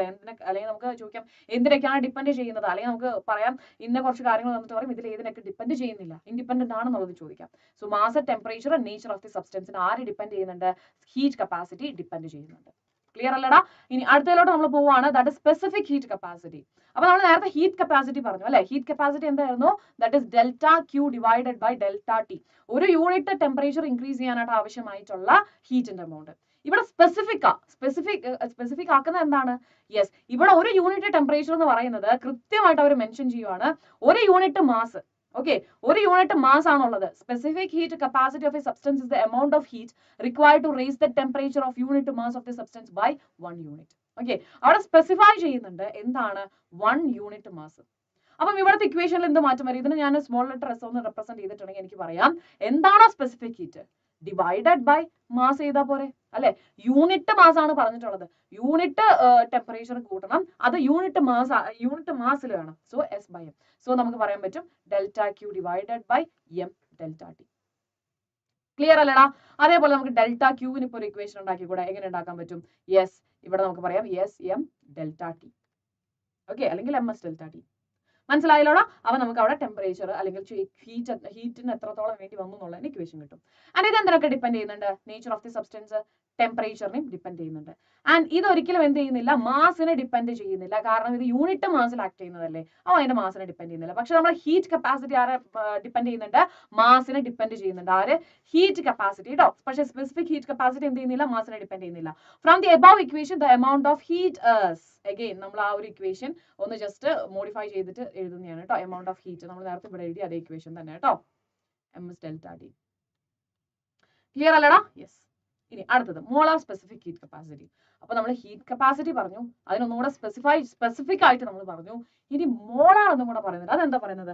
Molar specific heat capacity of a substance is the amount of heat required to raise the temperature of 1 mole of the substance. Unit mass അല്ല, 1 mole of the substanceന്റെ temperature ഒരു 1 degree Celsius അല്ലെങ്കിൽ 1 unit temperature increase ചെയ്യണം. Okay, ഈ 3 കേസിലും 1 unit temperature increase ചെയ്യണം. Okay അല്ല, 1 unit temperature ആണ് 3 കേസിലും ഇൻക്രീസ് ചെയ്യേണ്ടത്. ഫസ്റ്റ് കേസിൽ എന്താണ്? യെസ്, ഫസ്റ്റ് കേസിൽ സിമ്പിൾ ആണ് അല്ലേ? 1 യൂണിറ്റ് ടെമ്പറേച്ചർ ഇൻക്രീസ് ചെയ്യാനാണ് ആവശ്യമായിട്ടുള്ള ഹീറ്റ്. സെക്കൻഡ് കേസ് സ്പെസിഫിക് ആക്കിയപ്പോൾ നമ്മൾ പറഞ്ഞു യൂണിറ്റ് മാസ് അല്ലേ? യൂണിറ്റ് മാസ് നമ്മൾ സ്പെസിഫൈ ചെയ്തു. ഇവിടെ എന്താ ഉള്ളത്? 1 മോള് അല്ലേ? 1 മോള് ടെമ്പറേച്ചർ, അതായത് ഒരു ഒബ്ജക്റ്റ്, ഒരു സബ്സ്റ്റൻസ് ഉണ്ട്, അതിലൊരു 1 മോൾ സബ്സ്റ്റൻസ് നമ്മൾ എടുത്തു. ഓക്കെ അല്ലേ? അതില് ആ ഒരു 1 മോൾ സബ്സ്റ്റൻസിന്റെ ടെമ്പറേച്ചർ ഒരു 1 യൂണിറ്റ് ഇൻക്രീസ് ചെയ്യാനാണ് ആവശ്യമായിട്ടുള്ള ഇതിന്റെ അളവാണ്. ആൻഡ് ദാറ്റ് വിൽ ബി നമുക്ക് എങ്ങനെ റെപ്രസെന്റ് ചെയ്യാം? C which is equal to 1 by mu delta Q divided by delta T എന്ന് പറഞ്ഞിട്ട് നമുക്ക് റെപ്രസെന്റ് ചെയ്യാം. ഓക്കെ, നമ്മൾ സെയിം 1 by m ചെയ്ത പോലെ ഇവിടെ 1 by mu. Okay, and it depends on the nature of the substance and its temperature, independent of the mass of the substance. അപ്പം ആകെ ഹീറ്റ് കപ്പാസിറ്റി മാത്രമാണ് മാസിനെ ഡിപ്പെൻഡ് ചെയ്യുന്നത് കേട്ടോ. Which of the following process the highest specific heat capacity? It is നമ്മുടെ വാട്ടറിനാണ് കേട്ടോ. നമ്മുടെ NCERT-യിൽ ചെറുതായിട്ട് ഒരു ബോക്സിൽ നമ്മുടെ അടുത്ത് സ്പെസിഫിക് ഹീറ്റ് കപ്പാസിറ്റി ഒക്കെ ഇൻട്രൊഡ്യൂസ് ചെയ്തിട്ടുള്ള ഒരു ബോക്സ് ഉണ്ട്. പറ്റുമെങ്കിൽ അത് നോക്കിയിട്ട് പോകാം കേട്ടോ. ഇനി അടുത്താണ് വളരെ വളരെ ഇമ്പോർട്ടന്റ് ആയിട്ടുള്ള കാര്യത്തിലൂടെ നമ്മൾ എത്തി, ചേഞ്ച് ഓഫ് സ്റ്റേറ്റ്. നമുക്കറിയാം നോർമലി നമ്മൾ പറയുന്ന വേറെ സ്റ്റേജസ് ഉണ്ട്, സ്റ്റേറ്റുകളുണ്ട്. പക്ഷെ നമ്മൾ പഠിക്കുന്ന 3 കാര്യങ്ങൾ പറഞ്ഞിട്ടുണ്ടെങ്കിൽ സോളിഡ്, ലിക്വിഡ്, ഗ്യാസ്. ഓക്കെ അല്ലേ? Solid, liquid, gas. അപ്പം എന്താണ് ഈ സോളിഡിൽ നിന്നും എന്ത് ചെയ്യും? ഈ എന്താ പറയാ, സിമ്പിൾ ആയിട്ട് എക്സാമ്പിൾ പറയുകയാണെങ്കിൽ വാട്ടർ അല്ലേ? അപ്പൊ അതിന്റെ സോളിഡ് സ്റ്റേറ്റ് എന്ന് പറഞ്ഞാൽ ഐസ്. ഐസ് എന്താവും? ലിക്വിഡ് ആവും അല്ലേ? അതായത് വാട്ടർ ആവും അല്ലേടാ? അപ്പൊ അവിടെ ഒരു ഫേസ് ചേഞ്ച് അല്ലെങ്കിൽ അവിടെ ഒരു സ്റ്റേറ്റ് മാറി. ഇനി ലിക്വിഡ് എന്താവാം? ഗ്യാസ് ആവാം അല്ലേ? നമ്മുടെ വാട്ടറിന് നമുക്ക് എന്ത് ചെയ്യാൻ പറ്റും? ഇവാപ്പറേറ്റ് ചെയ്യാനായിട്ട് പറ്റും. സോ അവിടെയും എന്തായി? ഒരു ചേഞ്ച് ഉണ്ടായി. A transition from one of these states to another is called change of state. The temperature of the system does not change during the change of state. Clear അല്ലേ? ഈ സമയത്ത് temperature എന്ത് ചെയ്യുന്നില്ല? മാറുന്നില്ല. ചേഞ്ച് ചെയ്യുന്ന സമയത്ത്, okay, ആ face ചെയ്യുന്ന സോളിഡിൽ നിന്നും ലിക്വിഡ് ആകുന്ന സമയത്ത് എന്ത് ചെയ്യുന്നില്ല? അവിടെ ടെമ്പറേച്ചറിൽ മാറ്റം വരുന്നില്ല. ഓക്കെ അല്ലേ? അവിടെ ടെമ്പറേച്ചറിൽ മാറ്റം വരുന്നില്ല. ക്ലിയർ ആയിട്ട് നമുക്ക് മനസ്സിലാവും. സോ ചേഞ്ച് ഓഫ് സ്റ്റേറ്റിന് നമുക്ക് ഡിഫറെന്റ് ആയിട്ട് നമുക്ക് പറയാം. ആ ഓരോ പ്രോസസ്സിനും എന്ത് ചെയ്യുന്നുണ്ട്? ഒരു പേരുണ്ട്. സോളിഡ് ലിക്വിഡ് ആവാന്ന് പറഞ്ഞാൽ നമുക്കറിയാം എന്താ പറയുക, മെൽറ്റിംഗ് ആണ് അല്ലെ? അതേപോലെ തന്നെ ലിക്വിഡ് ഗ്യാസ് ആവുന്നതിന് നമുക്കറിയാം വേപ്പറൈസേഷൻ. മെൽറ്റിംഗ് നമുക്കറിയാം എന്താണ്? സോളിഡ് ലിക്വിഡ് ആവുന്നു, വാട്ടർ മെൽറ്റ് ആവുന്നു. ലിക്വിഡ് ഗ്യാസ് ആവുന്നു, വാട്ടർ ഇവാപ്പറേറ്റ് ചെയ്യുന്നു, വേപ്പറൈസേഷൻ. ഇനി അതേപോലെ തന്നെ എന്താ പറയാ, സോളിഡ് ടു ലിക്വിഡ് പറഞ്ഞു. ഇനി ലിക്വിഡിൽ നിന്ന് സോളിഡിലോട്ട്, ഓക്കെ, ലിക്വിഡിൽ നിന്ന് സോളിഡിലോട്ട്, ഓക്കെ അല്ലടാ? വാട്ടർ എന്താ പറയാ, ഐസ് ആയിരുന്നു, അതിന് വാട്ടർ ആക്കി. ഇനി ഈ വാട്ടറിന് എന്ത് ചെയ്യണം? ഐസ് ആക്കണം, സോളിഡ് സ്റ്റേറ്റിലോട്ട് പോകണം. ആ പ്രോസസ്സിനെ പറയുന്ന പേരാണ് ഫ്യൂഷൻ. ഓക്കെ, ഐസ് ആക്കുന്ന പ്രോസസ്സിനെ പറയുന്ന പേരാണ് ഫ്യൂഷൻ. ഞാൻ എക്സാമ്പിൾ ആയിട്ടാണ് വാട്ടർ പറയുന്നത്. നമ്മൾ എന്താ ജനറലൈസ് ചെയ്തിട്ടാണ് പറയുന്നത്? Liquid, solid. ഈസി ആക്കാൻ വേണ്ടിയിട്ടാണ് ഞാൻ പറയുന്നത് വാട്ടറിന്റെ കേസ് എക്സാമ്പിൾ പറയുന്നത് കേട്ടോ. സോ ലിക്വിഡിനെ സോളിഡ് ആക്കാനായിട്ട്, അതായത് വാട്ടറിനെ ഐസ് ആക്കാൻ വേണ്ടിയിട്ടുള്ളത് ഫ്യൂഷൻ ആണ്. ഇനി ഗ്യാസ് ടു ലിക്വിഡ്, അതായത് ഗ്യാസ് ഫോമിൽ ഇരിക്കുന്ന ഒരെണ്ണത്തിന് എന്ത് ചെയ്യുവാണ്? അതായത് നമ്മൾ ഇവാപ്പറേറ്റ് ചെയ്ത് പോയിനൊക്കെ നമ്മൾ സ്റ്റോർ ചെയ്തിട്ട് നമ്മൾ വെള്ളമാക്കുവാണ്. ഓക്കെ അല്ലെ? ആ പ്രോസസ്സിന് പറയുന്ന പേരാണ് കണ്ടൻസേഷൻ. ഇനി സോളിഡ് ടു ഗ്യാസ്, ഓക്കെ, നേരെ നമ്മൾ എന്ത് ചെയ്യുവാണ്? സോളിഡിൽ നിന്ന് ഗ്യാസിലോട്ട് കൺവേർട്ട് ചെയ്യുവാണ്, അല്ലെങ്കിൽ ആ ട്രാൻസിഷൻ അങ്ങനെ ഡയറക്ട്ലി നടക്കുവാണ്. അതായത് ഒരു എന്താ പറയുക, ലിക്വിഡ് എന്നുള്ള ഒരു ഫേസ് വരുന്നില്ല. അതിന് നമ്മൾ പറയുന്ന പേരാണ് സബ്ലിമേഷൻ. ക്ലിയർ അല്ലേ? സോളിഡിൽ നിന്നും liquid, okay, then gas. Okay അല്ലടാ? സോ ഇവിടെ നോക്കിക്കാൻ, സോളിഡിൽ നിന്നും ലിക്വിഡ് ആകുന്ന ആ സ്റ്റേറ്റ് നമ്മൾ പറയുന്നതാണ് മെൽറ്റിംഗ്. ആൻഡ് ലിക്വിഡ് ഗ്യാസ് ആവുന്നത് നമ്മൾ പറയുന്നതാണ് വേപ്പറൈസേഷൻ. ക്ലിയർ? ഇനി അതേപോലെ തന്നെ നമ്മുടെ ഗ്യാസിനെ ലിക്വിഡ് ആക്കുന്നത് അല്ലെ? ഗ്യാസിനെ ലിക്വിഡ് ആക്കുന്ന ഈ പ്രോസസ്സിന് പറയുന്ന പേരാണ് കണ്ടൻസേഷൻ. ആൻഡ് ലിക്വിഡിനെ സോളിഡ് ആക്കുന്ന പ്രോസസ്സിന് പറയുന്ന പേരാണ് ഫ്യൂഷൻ. ആൻഡ് ഗ്യാസിനെ സോളിഡ് ആക്കുന്ന പ്രോസസ്സിന് പറയുന്ന പേരാണ് സബ്ലിമേഷൻ. നമ്മുടെ അടുത്ത് ഏതെങ്കിലും ഒരു ഫേസ് വെച്ചിട്ട് ഇത് എന്താണെന്നുള്ളത് ചോദിക്കാം. ഓക്കെ അല്ലെ? സോ അന്നേരം ഈ ഒരു ഇമേജ് മാത്രം മനസ്സിലായിരുന്നാൽ മതി. ക്ലിയർ അല്ലടാ? അപ്പൊ നമുക്ക് അതിന്റെ ഒരു ഡീറ്റെയിൽഡ് ആയിട്ട് പോവാം. Melting point, the temperature at which solid liquid ആകുന്നത്. ഓക്കെ അല്ലെ? സോളിഡ് ലിക്വിഡിലോട്ട് കൺവേർട്ട് ആകുന്ന ആ മൊമെന്റിന്, അല്ലെങ്കിൽ ആ പെർട്ടിക്കുലർ സ്റ്റേജിനെ വിളിക്കുന്ന പേരാണ് മെൽറ്റിംഗ് പോയിന്റ് എന്ന് പറയുന്നത്. ഓക്കെ അല്ലെ? The temperature at which the solid and the liquid state of the substance in thermal equilibrium with each other is called melting point. Clear അല്ലേടാ? Yes. Melting point decreases with increase in pressure. Pressure കൂടുന്നതിനനുസരിച്ചിട്ട് എന്ത് ചെയ്യും? Melting point കുറയും. Okay, yes. ഇനി അടുത്തതാണ് regulation. ഇതെന്താണ് regulation എന്ന് പറഞ്ഞിട്ടുണ്ടെങ്കിൽ ഒന്നുമില്ല, നമ്മൾ ഈ യൂട്യൂബിലൊക്കെ കുറെ എക്സ്പെരിമെന്റ് കണ്ടിട്ടുണ്ടായിരിക്കും. ഐസിന്റെ ഉള്ളിൽ കൂടെ ഒരു ത്രെഡ് ഒക്കെ കൊണ്ടുപോകുന്ന, അല്ലെങ്കിൽ ഒരു സ്റ്റീലിന്റെ ഒരു വയറൊക്കെ കൊണ്ടുപോകുന്ന നിങ്ങൾ കണ്ടിട്ടുണ്ടായിരിക്കും. അതാണ് സിമ്പിൾ ആയിട്ട് റെഗുലേഷൻ എന്ന് പറയുന്നത്. അതായത് വൺസ് ഈ നമ്മളിപ്പോൾ പറഞ്ഞല്ലോ, നമ്മൾ ലാസ്റ്റ് പറഞ്ഞ പോയിന്റ് എന്താണ്? പ്രഷർ കൂടുമ്പോൾ മെൽറ്റിംഗ് പോയിന്റ് കൂടും, കുറയും അല്ലെ? മെൽറ്റിംഗ് പോയിന്റ് കുറയും എന്നാണ് നമ്മൾ പഠിച്ചത് അല്ലെ?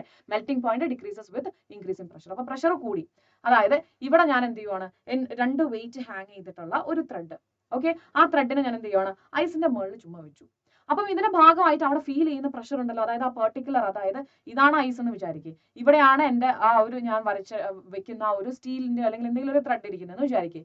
സോ ഈ ഒരു സ്ഥലത്ത് എന്ത് ചെയ്യും, ഇതിന് പ്രഷർ ഫീൽ ചെയ്യും. പ്രഷർ ഫീൽ ചെയ്തിട്ടുണ്ടെങ്കിൽ ആ പെർട്ടിക്കുലർ ഭാഗത്തെ എന്താ ഐസിന്റെ മെൽറ്റിംഗ് പോയിന്റ് മാറും.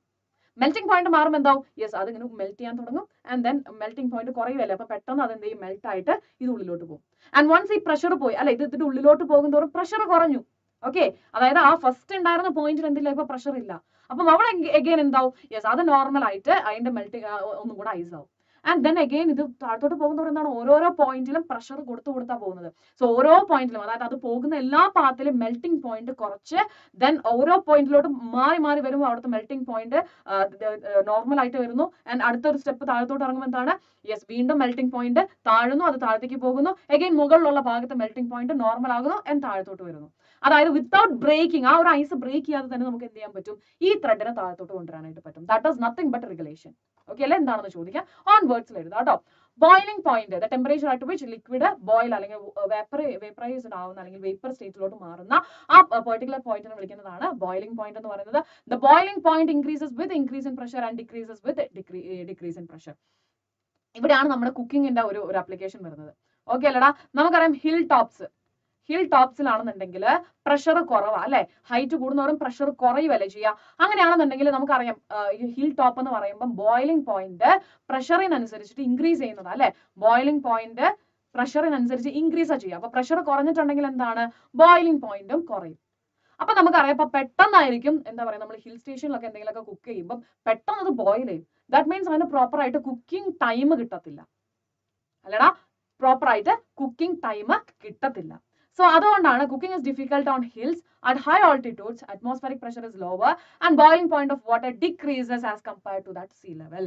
Boiling point is increased inside the pressure cooker by increasing the pressure. Hence, cooking is faster. Okay അല്ലടാ, അപ്പൊ പ്രഷർ കുക്കറിന്റെ ഒരു അപ്ലിക്കേഷൻ ഇൻ ഹിൽ ടോപ്സ് വരുന്നത്.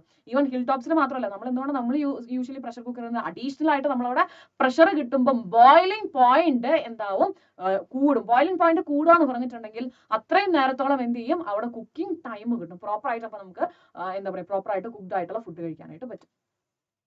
Yes, next important topic is latent heat. Okay, important ആയിട്ടുള്ള ഒരു കാര്യത്തിലോട്ട് നമ്മൾ വന്നു. The amount of heat per unit mass transferred during change of state of the substance is called latent heat of the substance. അതായത് നമ്മൾ പറഞ്ഞു സോളിഡിൽ നിന്ന് ലിക്വിഡിലോട്ട് പോകുന്നു. ആ സമയത്ത്, ആ പെർട്ടിക്കുലർ സമയത്ത്, അതായത് ആ ഫേസ് ചേഞ്ചിന്റെ സമയത്ത് ആ ഒരു സബ്സ്റ്റൻസിനെ സംബന്ധിച്ചിടത്തോളം ആ ചേഞ്ച് ഓഫ് സ്റ്റേറ്റിന്റെ സമയത്ത് ഉണ്ടാകുന്ന ഹീറ്റ് ആണ്. ഓക്കെ, അവിടെ ഉണ്ടാകുന്ന എമൗണ്ട് ഓഫ് ഹീറ്റ് എന്ന് പറയുന്ന പേരാണ് ലേറ്റന്റ് ഹീറ്റ്. തെറ്റിപ്പോരുത്. ഓക്കെ അല്ലെ, യൂഷ്വലി ഒരു ഹീറ്റ് ഉണ്ട് അല്ലെ, ഒരു ടെമ്പറേച്ചർ അതിനുണ്ട്. ഓക്കെ അല്ലടാ, പക്ഷേ ഈ ഫേസ് ചേഞ്ച് ചെയ്യുന്ന ട്രാൻസിഷന്റെ സമയത്ത്, ഈ സ്റ്റേറ്റ് മാറുന്ന സമയത്ത് അതിനെന്താവും, യെസ് അവിടെ ഒരു എന്താ പറയുക, എമൗണ്ട് ഓഫ് ഹീറ്റ് പ്രൊഡ്യൂസ് ആവും. That is nothing but latent heat. Okay അല്ലടാ, the heat required during change of state depends upon the heat of transformation and the mass of the substance undergoing a change of state, and Q is equal to M into L. M എന്ന് പറഞ്ഞിട്ടുണ്ടെങ്കിൽ mass ആണ്, L എന്ന് പറഞ്ഞിട്ടുണ്ടെങ്കിൽ നമ്മൾ ഇപ്പോൾ പറഞ്ഞ latent heat ആണ് കേട്ടോ. And it is A characteristics of ആ സബ്സ്റ്റൻസ്. അത് സബ്സ്റ്റൻസിനനുസരിച്ചിട്ട് മാറിക്കൊണ്ടിരിക്കും. അങ്ങനെയാണെങ്കിൽ ടെമ്പറേച്ചറും അതുപോലെ തന്നെ ഹീറ്റും തമ്മിലുള്ള ഒരു ഗ്രാഫ് നമ്മൾ വരയ്ക്കുവാണ്. സോ അതാ ഇവിടെ ഇരിക്കുമ്പോൾ നമ്മുടെ എന്താ പറയുക വാട്ടർ എന്ന് തന്നെ വിചാരിക്കും. ഓക്കെ അല്ല, അല്ലെങ്കിൽ ഇതൊരു സോളിഡ് ഫേസിൽ ഇരുന്നതാണ്. ഓക്കെ അല്ലേ, ഇതൊരു സോളിഡ് ഫേസിൽ ഇരുന്നതാണ്. സോളിഡ് ഫേസിൽ ഇരിക്കുമ്പോൾ നമുക്കറിയാം അവിടുത്തെ എമൗണ്ട് ഓഫ് ഹീറ്റ് എന്ന് പറയുന്നത് Q is equal to MS delta T. Clear അല്ലടാ? യെസ്. ഇനി ഇത് നോക്കിക്കേ, ഇവിടെ ഫേസ് ചേഞ്ച് നടന്നു. ഓക്കെ അല്ല, ഇവിടെ ഫേസ് ചേഞ്ച് നടന്നു. അതായത് സോളിഡിൽ നിന്നും ഇത് ലിക്വിഡിലോട്ട് മാറുവാണ്. ഓക്കെ അല്ല, അല്ലെങ്കിൽ വാട്ടറിലോട്ട്, ഐസിൽ നിന്നും വാട്ടറിലോട്ട് മാറാം. സോ ഇവിടെയാണ് എന്ത് പറയുന്നത്, ആ ചേഞ്ച് ഇൻ സ്റ്റേറ്റ് നടക്കുന്നത് അല്ലെ, അവിടെയാണ് ചേഞ്ച് ഇൻ സ്റ്റേറ്റ് നടക്കുന്നത്. This is something like we can call it as latent heat of fusion. Okay, latent heat of fusion എന്ന് വിളിക്കാം. ആൻഡ് അതിന്റെ വാല്യൂ വന്നിട്ട് LF is equal to 3.3 into 10 to the power -5 I guess. No, 5 joules. Clear അല്ലേ? ഇനി ഇവിടെ phase change വന്നു, നമ്മൾ പറഞ്ഞു അലോങ് വിത്ത് ദാറ്റ് അവിടെ ഉണ്ടാകുന്ന എമൗണ്ട് ഓഫ് ഹീറ്റ് ആണ് ലേറ്റന്റ് ഹീറ്റ് എന്ന് പറയുന്നത്. അതിന്റെ വാല്യൂ നമുക്ക് കിട്ടി. ഇനി ഈ ലിക്വിഡ് ഫേസിൽ നിന്നും അത് ഗ്യാസിലോട്ട് മാറുവാണ്. ഓക്കെ അല്ലെ, ലിക്വിഡ് ഫേസിൽ നിന്നും ഗ്യാസിലോട്ട് മാറി. സോ ദാ ഇവിടെയാണ് നമ്മുടെ ചേഞ്ച് ഇൻ സ്റ്റേറ്റ് നടന്നത്. അവിടെ എന്തുണ്ടാവും, yes latent heat of vaporization ഉണ്ടാകും. Okay, vaporization. ആൻഡ് അതിന്റെ വാല്യൂ വന്നിട്ട് LV which is equal to 22.6 into 10 to the power 5 joules ആണ്. Okay, joules per kg. അതെന്തുകൊണ്ടാണ് ജൂൾ പെർ കെ ജി വന്നത്? നമ്മൾ പറഞ്ഞു Q is equal to ml ആണ് അല്ലേ? So L will be equal to Q by M. ക്യൂവിന്റെ എന്താ വരുന്നത്? ജൂൾ ആണ്. എമ്മിന്റെ വരുന്നത് എന്താണ്? കെ ജി ആണ്. സോ അതാണ് കേട്ടോ ജൂൾ പെർ കെ ജി, തെറ്റിക്കരുത് കേട്ടോ. ഓക്കെ അല്ലടാ? സോ ഓരോ ഫേസ് ചേഞ്ചിന്റെ സമയത്തും എന്താണ് അവിടെ ഒരു particular amount of heat produce ആവുന്നുണ്ട് ആ ചേഞ്ച് ഇൻ സ്റ്റേറ്റ് നടക്കുന്ന സമയത്ത്. ആൻഡ് ഈ വാല്യൂസ് ഒന്ന് പഠിച്ചു നോക്കുക കേട്ടോ. And what is sublimation? Simple. എന്തായിരുന്നു? യെസ്, നമ്മുടെ ഗ്യാസിൽ നിന്നും നേരെ സോളിഡിലോട്ട് വരാണ്. We can define sublimation as the transition of substance from the solid phase to the gaseous phase without changing into the liquid phase. Okay, liquid phase ലോട്ട് അത് പോകുന്നില്ല, നേരെ direct ആയിട്ട് ഗ്യാസ് ടു സോളിഡ് ഫേസിലോട്ട് പോവാണ്. ഓക്കെ അല്ലടാ? Yes. Next one, why burns from steam are usually more serious than those from boiling water? It is due to latent heat. അല്ലേ? കാരണം water ആണെന്നുണ്ടെങ്കിൽ, water സ്റ്റേറ്റിലാണെന്നുണ്ടെങ്കിൽ, okay അല്ലേ, വാട്ടർ സ്റ്റേറ്റിലാണെന്നുണ്ടെങ്കിൽ തീർച്ചയായിട്ടും boiling water എന്ന് പറയുമ്പോൾ അവിടെ ആ ബോയിലിംഗിന്റെ ആ ഒരു സമയത്ത് ഉണ്ടാവുന്ന ഹീറ്റ് മാത്രമേ ഉള്ളൂ. But at the same time steam ആണെന്നുണ്ടെങ്കിൽ അവിടെ എന്തുണ്ട്? സ്റ്റീമിലോട്ട് മാറുമ്പോൾ അവിടെ ചേഞ്ച് ഓഫ് സ്റ്റേറ്റ് വരുന്നുണ്ട്. അപ്പം അവിടെ എന്തുണ്ടാവും? ലേറ്റന്റ് ഹീറ്റ് ഉണ്ടായിരിക്കും. എലോങ് വിത്ത് ദാറ്റ് അതിനുള്ള നോർമൽ ഹീറ്റ് എന്ന് വിട്ടിട്ട് ലേറ്റന്റ് ഹീറ്റ് ഉണ്ടാവും. സോ നമുക്ക് കൂടുതൽ ബേണിംഗ് എഫക്റ്റ് ഉണ്ടായിരിക്കും. ഇനി ഹീറ്റ് ട്രാൻസ്ഫർ, അതിന് 3 മെത്തേഡ്സ് ആണുള്ളത്: കണ്ടക്ഷൻ, കൺവെക്ഷൻ ആൻഡ് റേഡിയേഷൻ. ഇത് കമ്പൈൻഡ് ആയിട്ട് ചോദിക്കാം, അല്ലെങ്കിൽ നിങ്ങളോട് സീ ബ്രീസും അല്ലെങ്കിൽ ലാൻഡ് ബ്രീസിനെ കുറിച്ചിട്ടും ചോദിക്കാം. അതാണ് നമുക്ക് ഇനി അടുത്തത് പഠിക്കാനുള്ളത്. ആൻഡ് അതോടുകൂടി ഈ ഒരു ചാപ്റ്ററിൽ ഒരു ലോയും കൂടെ പഠിച്ചിട്ടുണ്ടെങ്കിൽ നമ്മുടെ ഓൾമോസ്റ്റ് ഈ ഒരു ചാപ്റ്റർ കവർ അപ്പ് ആയിട്ടോ. So heat transfer, there are 3 distinct mode of heat transfer. One is conduction, convection and radiation. Conduction എന്ന് പറഞ്ഞിട്ടുണ്ടെങ്കിൽ സിമ്പിൾ എക്സാമ്പിൾ, ഓക്കെ, നമ്മുടെ മനസ്സിൽ നിന്ന് മായാത്തൊരു പിക്ചർ എന്തായിരുന്നു? യെസ്, നമ്മൾ എന്തെങ്കിലുമൊക്കെ നമ്മൾ കിച്ചണിലൊക്കെ കയറുന്ന ആൾക്കാരാണെന്നുണ്ടെങ്കിൽ വല്ലപ്പോഴെങ്കിലും കണ്ടിട്ടുണ്ടായിരിക്കും പെട്ടെന്ന് അമ്മ എന്തെങ്കിലുമൊക്കെ ഓർക്കാതെ എന്തെങ്കിലും ഒരു ചൂടുള്ള മീൻസ് സ്റ്റവിൽ വെച്ചിട്ടുള്ള എന്തെങ്കിലും ഒരു പാത്രം പെട്ടെന്ന് എടുക്കുന്ന സമയത്ത് പൊള്ളിപ്പോകും അല്ലെ? അതാണ് സിമ്പിൾ ആയിട്ട് പറയുവാണെങ്കിൽ കണ്ടക്ഷൻ എന്ന് പറയുന്നത് അല്ലെ. നമുക്കത് ഒരിക്കലും മറക്കാൻ പറ്റാത്തൊരു ഇതാണ് അല്ലെ, നമ്മുടെ കൈയൊക്കെ പൊള്ളും അല്ലേ? യെസ്, അപ്പൊ കണ്ടക്ഷൻ എന്ന് പറഞ്ഞിട്ടുണ്ടെങ്കിൽ എന്താ പറയാ, ഹീറ്റിന്റെ ട്രാൻസ്ഫർ ആണ്. And it is A slow process. Okay, അതൊരു സ്ലോ പ്രോസസ് ആണ്. ഓക്കെ അല്ലടാ? സ്ലോ പ്രോസസ് ആണ്. ആൻഡ് ഒരു ഫിസിക്കൽ കോൺടാക്ട് വരണം അല്ലെ? അവിടെ ഒരു ഫിസിക്കൽ കോൺടാക്ട് വരുമ്പോഴാണ് ഈ ഹീറ്റ് ട്രാൻസ്ഫർ ആവുന്നത്. Conduction is the mechanism of transfer of heat between 2 adjacent parts of a body because of their temperature difference. Clear അല്ലേ? ആൻഡ് കണ്ടക്ഷൻ നടക്കണമെങ്കിൽ അവിടെ എന്ത് വേണം? ടെമ്പറേച്ചർ ഡിഫറൻസ് വേണം. അതൊരു സ്ലോ പ്രോസസ് ആണ്. ആൻഡ് അവിടെ ഒരു ഫിസിക്കൽ കോൺടാക്ട് വരണം. ക്ലിയർ? All set? ആൻഡ് ആ വാല്യൂ എന്ന് പറഞ്ഞിട്ടുണ്ടെങ്കിൽ which is proportional to area and which is also proportional to change in temperature, which is also proportional to 1 by inversely proportional to length. So നമുക്ക് ഇതിനെ combine ചെയ്യുമ്പോൾ നമുക്ക് എന്ത് കിട്ടും? ഒരു കോൺസ്റ്റന്റ് വാല്യൂ കിട്ടും. That is thermal conductivity.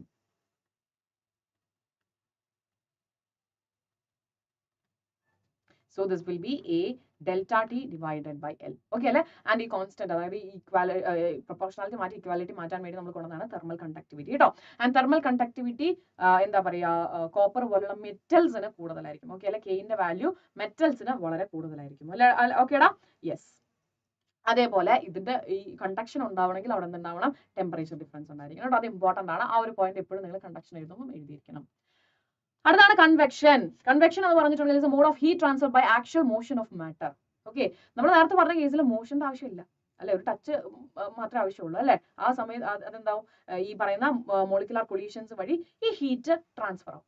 അതേസമയം convection എന്ന് പറഞ്ഞിട്ടുണ്ടെങ്കിൽ അവിടെ ഒരു മോഷൻ സംഭവിക്കുന്നുണ്ട്. ഓക്കെ അല്ലേ? ആൻഡ് അത് 2 ടൈപ്പ് ഉണ്ട്, ഒന്ന് നാച്ചുറലും ഒന്ന് ഫോഴ്സ്ഡും. അപ്പൊ നാച്ചുറലോട്ട് നമുക്ക് വരാം. നാച്ചുറൽ എന്ന് പറഞ്ഞിട്ടുണ്ടെങ്കിൽ when a fluid is heated from below, the hot part expands and therefore becomes less denser. Okay, ഒരു എന്താ പറയാ, ഒരു ഫ്ലൂയിഡ് എന്താ പറയാ ചൂടായിട്ടുണ്ടെങ്കിൽ അതിന്റെ ഡെൻസിറ്റി കുറയും അല്ലെ? അവിടെ ചൂടായിട്ടുണ്ടെങ്കിൽ ഹോട്ടർ ആണെന്നുണ്ടെങ്കിൽ എന്താണ് അവിടുത്തെ എന്താ പറയാ ഡെൻസിറ്റി കുറവായിരിക്കും. ഡെൻസിറ്റി കുറഞ്ഞിട്ടുണ്ടെങ്കിൽ ഒബിവിയസ്ലി അത് എന്ത് പോകും? യെസ്, ഇത് താഴെയാണ് ഇരിക്കുന്നതെങ്കിൽ അത് മുകളിലോട്ട് പോകും. ഓക്കെ അല്ലടാ? മുകളിലോട്ട് പോകും. Because of buoyancy it rises and upper colder part replaces it. Okay, ഇതെന്ത് ചെയ്യും? ഇത് ചൂടായിട്ട് ഇപ്പൊ താഴ്ഭാഗം ചൂടായിരുന്നു, അതിനനുസരിച്ചിട്ട് ഇവിടെയുള്ള എന്താ പറയാ, ഇതിപ്പോ നമുക്ക് സീ ബ്രീസും അതേപോലെ തന്നെ ലാൻഡ് ബ്രീസും പറയുവാണെങ്കിൽ കുറച്ചുകൂടെ ക്ലാരിറ്റി കിട്ടും. സോ ഇവിടെ ഡെൻസിറ്റി കുറഞ്ഞിട്ടുള്ള അല്ലെങ്കിൽ ഹോട്ടർ ആയിട്ടുള്ള ഈ ഭാഗം എന്ത് ചെയ്യും? മുകളിലോട്ട് പോകും. ആൻഡ് ഡെൻസിറ്റി കൂടിയത് ഓട്ടോമാറ്റിക്കലി താഴത്തോട്ട് വരും. ആൻഡ് ഈ ഒരു പ്രോസസ് ആയിരിക്കും കണ്ടിന്യൂ ചെയ്യുന്നത്. ഓക്കെ അല്ലേ? യെസ്. അങ്ങനെയാണെന്നുണ്ടെങ്കിൽ നമുക്ക് സീ ബ്രീസും ലാൻഡ് ബ്രീസും എന്താന്ന് നോക്കാം. ഡേ ടൈമിലാണെങ്കിൽ നമുക്കറിയാം നമ്മുടെ ഈ കടൽ തീരത്തുള്ള ഈ മണൽ തരികളൊക്കെ ഭയങ്കരമായിട്ട് ചൂടായിട്ടായിരിക്കും ഇരിക്കുന്നത് അല്ലെ? വെള്ളത്തിനെക്കാട്ടിലും പെട്ടെന്ന് ഈ പറയുന്ന എന്താ പറയാ നമ്മുടെ ഈ മണൽ തരികൾ പെട്ടെന്ന് ചൂടാവും. അങ്ങനെ ചൂടായി കഴിയുമ്പോൾ എന്താ സംഭവിക്കുക? യെസ്, അപ്പം ഈ മണൽത്തരികളോട് അടുത്ത് കിടക്കുന്ന ഈ എയർ മോളിക്യൂൾസ് ഉണ്ടല്ലോ, എയർ പോർഷൻ ഉണ്ടല്ലോ, അത് പെട്ടെന്ന് ഡെൻസിറ്റി കുറയും. ഓക്കെ, അതിന് പെട്ടെന്ന് ചൂട് കിട്ടിയിട്ട് അതിന് ഡെൻസിറ്റി കുറയും. ഈ ഡെൻസിറ്റി കുറഞ്ഞിട്ടുണ്ടെങ്കിൽ ഡെൻസിറ്റി കുറഞ്ഞ എന്താ ചെയ്യുക? മുകളിൽ, അതായത് ഇതിങ്ങനെ മുകളിലോട്ട് പോകുന്നതാണ് കോൾഡർ അല്ലേ? അപ്പം എന്ത് ചെയ്യും? യെസ്, ഈ കോൾഡർ സംഭവം മുകളിലോട്ട് താഴത്തോട്ട് വരും. ആൻഡ് ഓട്ടോമാറ്റിക്കലി ഹോട്ടർ ബോഡീസ് എന്ത് ചെയ്യും? മുകളിലോട്ട് ഇങ്ങനെ ഉയരാൻ തുടങ്ങും. ആൻഡ് ഇവൻച്വലി എന്ത് ചെയ്യും? കോൾഡർ ബോഡീസ് താഴത്തോട്ട് വരും, അവരും ചൂടാവും, മുകളിലോട്ട് പോകും. അങ്ങനെ ഈ പ്രോസസ്സ് ഇങ്ങനെ നടക്കും. ഓക്കെ അല്ലേ? This is due to greater specific heat capacity of water. Okay, അതുകൊണ്ടാണ് ഡേ ടൈമിൽ പെട്ടെന്ന് ആര് ചൂടാവുന്നത്? യെസ്, നമ്മുടെ മണൽത്തരികൾ നമ്മുടെ വാട്ടറിനെക്കാട്ടിലും അല്ലെങ്കിൽ വാട്ടർ പെട്ടെന്ന് ചൂടാവാത്തത്. The air in contact with the warm ground is heated, it expands, become more denser, becomes less dense and then rises. Then cold air above sea moves to fill the space and it is called as sea breeze. Okay അല്ലേ? അപ്പം ഇവിടെ ഈ called air ഉണ്ടല്ലോ, അതെന്ത് ചെയ്യും? Moves to fill the space and it called sea breeze. Okay അല്ലേ? അതെന്ത് ചെയ്യും? സ്പേസ് ഫില്ല് ചെയ്യാൻ വേണ്ടിയിട്ട് അതിങ്ങനെ ഒഴുകിക്കൊണ്ടിരിക്കും. ഇനി അതേപോലെ തന്നെ ലാൻഡ് ബ്രീസ് എന്ന് പറയുമ്പോൾ നൈറ്റ് ആവുമ്പം ഈ ഗ്രൗണ്ട് എന്താവും? യെസ്, അത് പെട്ടെന്ന് തണുക്കും. തണുത്തിട്ടുണ്ടെങ്കിൽ എന്താണ്? യെസ്, അവിടെ പിന്നെ താഴ്ന്ന് എക്സ്പാൻഡ് ചെയ്ത് പോകാനില്ലല്ലോ. പക്ഷെ നമുക്കറിയാം വാട്ടർ എന്ന് പറയുന്നത് പെട്ടെന്ന് തണുക്കത്തില്ല, ബിക്കോസ് ഓഫ് അതിന്റെ സ്പെസിഫിക് ഹീറ്റ് കപ്പാസിറ്റി. അവിടെ എന്താവും? അവിടെ കുറച്ചും കൂടെ വാമർ ആയിട്ടുള്ള എയർ പാർട്ടിക്കിൾസ് ഉണ്ടായിരിക്കും. അതെന്ത് ചെയ്യും? അതിങ്ങോട്ടേക്ക് അടിക്കും. ഓക്കെ അല്ലെ? അതെന്ത് ചെയ്യും? അത് ഡെൻസിറ്റി, ഈ നേരത്തെ നമ്മൾ ഗ്രൗണ്ടിന്റെ കേസിൽ പറഞ്ഞ പോലെ തന്നെ ഡെൻസിറ്റി കുറയുന്ന മേലത്തോട്ട് പോയിട്ട് കോൾഡർ ആയിട്ടുള്ള താഴത്തേക്ക് വന്ന് എന്ത് ചെയ്യും? നേരെ ഇതുപോലെ എന്താ പറയാ, നേരെ സീ ബ്രീസ് പോലെ അവിടെ നിന്നും ലാൻഡ് ബ്രീസ്, അതായത് കടലിൽ നിന്നും ഇങ്ങോട്ടേക്ക് കാറ്റടിക്കും. The cold air above the ground moves to fill the space and is called land breeze. Clear? Yes. Next one is radiation. Radiation simple ആയിട്ട് നമുക്ക് അറിയാം അല്ലേ? നമുക്ക് ഒരുപാട് എക്സാമ്പിൾ, നമ്മുടെ സണ്ണിൽ നിന്ന് വരുന്ന അടക്കം റേഡിയേഷൻ ആണ് അല്ലേ? The mechanism of heat transfer which does not require a medium, that is the important thing. Medium ഇവിടെ ആവശ്യമില്ല. ആൻഡ് ഫോസ്റ്റ് ഇത് പറഞ്ഞില്ലല്ലോ നമ്മള്. ഓക്കെ, നമ്മൾ ഇത് ഇപ്പം പറഞ്ഞ നമ്മൾ എന്തായിരുന്നു? നാച്ചുറൽ കൺവെക്ഷൻ ആണ്. ഇനി നമ്മൾ പറയാൻ പോകുന്നത് ഫോഴ്സ്ഡ് ആണ്. ഫോഴ്സ്ഡിന്റെ എക്സാമ്പിൾ മാത്രമേ ഞാൻ പറയുന്നുള്ളൂ, കാരണം അത് നിങ്ങൾക്ക് കാര്യമായിട്ട് പഠിക്കാനില്ല. നമ്മുടെ ഹെയർ ഡ്രയർ. ഓക്കെ, ഹെയർ ഡ്രയറിൽ എന്താ ചെയ്യുന്നത്? എക്സ്റ്റേണൽ ആയിട്ട് എയറിന് നമ്മൾ പമ്പ് ചെയ്ത് കൊടുക്കുക ചെയ്യുന്നത്. ഓക്കെ, എക്സ്റ്റേണലി എയറിന് പമ്പ് ചെയ്ത് കൊടുക്കുന്നു, അവിടെ നമ്മൾ എക്സ്ട്രാ ഒരു ഫോഴ്സ് കൊടുക്കുന്നുണ്ട്. അങ്ങനെയാണ് എന്ത് ചെയ്യുന്നത്? അവിടെ കൺവെൻഷൻ നടക്കുന്നത് കേട്ടോ. Okay, so radiation load again വരുവാണ്. And the electromagnetic radiation emitted by a body by virtue of its temperature is called thermal radiation. And എപ്പോഴും എന്താണ് ഈ റേഡിയേഷൻ? ഇലക്ട്രോമാഗ്നറ്റിക് വേവ് ആയിട്ടായിരിക്കും എന്താ പറയുക അതിന്റെ എനർജി റേഡിയേറ്റ് ചെയ്യുന്നത്. And all body emit radiant energy whether they are solid, liquid or gases. Heat is transferred to the earth from the sun through empty spaces as radiation. Heat energy is transferred from one body to another body due to the temperature difference. What are the different modes of heat transfer? Conduction, convection and radiation. Explain how sea breeze occurs. നമ്മൾ already പറഞ്ഞു. The bottom of the cooking vessels are blackened. Give reason. Blackened ആണെന്നുണ്ടെങ്കിൽ എന്താണ് അവിടെ? Yes, black കുറച്ചും കൂടെ ഹീറ്റിനെ absorb ചെയ്യും അല്ലെ? വളരെ ക്വിക്ക് ആയിട്ട് എന്ത് ചെയ്യും? ബ്ലാക്ക് ഹീറ്റിനെ അബ്സോർബ് ചെയ്യും. And it is A good അല്ലെങ്കിൽ എക്സലന്റ് ആയിട്ടുള്ള ഒരു കണ്ടക്ടർ ആണ്. ഹീറ്റിന്റെ ഗുഡ് കണ്ടക്ടർ ആണ്. സോ ഡെഫിനറ്റ്ലി നമ്മുടെ കുക്കിംഗ് പ്രോസസ്സ് വളരെ ഫാസ്റ്റ് ആയിട്ട് നടക്കും. ഓക്കെ അല്ലടാ? അടുത്താണ് ന്യൂട്ടൺസ് ലോ ഓഫ് കൂളിംഗ്. ഇവിടെ നിന്ന് നമുക്ക് ചോദ്യം പ്രതീക്ഷിക്കാം. എന്താണ് ന്യൂട്ടൺസ് ലോ ഓഫ് കൂളിംഗ് എന്ന് പറയുന്നത്? It says that the rate of loss of heat, okay, the rate of loss of heat of a body is proportional to the difference in temperature of the body and its surroundings. So I will mention it as minus because എന്താണ്? loss of heat ആണ്. Okay അല്ലേ? minus dq by dt which is proportional to delta t. Clear അല്ലേ? And ഇവിടെ നമുക്ക് ഒരു constant കൊടുക്കാം, dq by dt which is equal to k into t2 minus t1, അല്ലെങ്കിൽ നമുക്ക് പറയാം delta t. And also we will use one more equation ട്ടോ. അതാണ് ഇപ്പം എന്താ പറയാ, നമുക്കൊരു പെർട്ടിക്കുലർ ടൈമിലെ ടെമ്പറേച്ചർ വേണം. ഓക്കെ അല്ലേ? ആൻഡ് നമുക്കറിയാം എന്താണ് ഇനീഷ്യൽ ടെമ്പറേച്ചർ അല്ലെങ്കിൽ നമ്മുടെ സിസ്റ്റത്തിന്റെ ടെമ്പറേച്ചർ, അതേപോലെ തന്നെ സറൗണ്ടിങ്സിന്റെ ടെമ്പറേച്ചർ ആണ് ടി എസ് എന്ന് പറഞ്ഞ് നമ്മൾ റെപ്രസെന്റ് ചെയ്യുക. So T S plus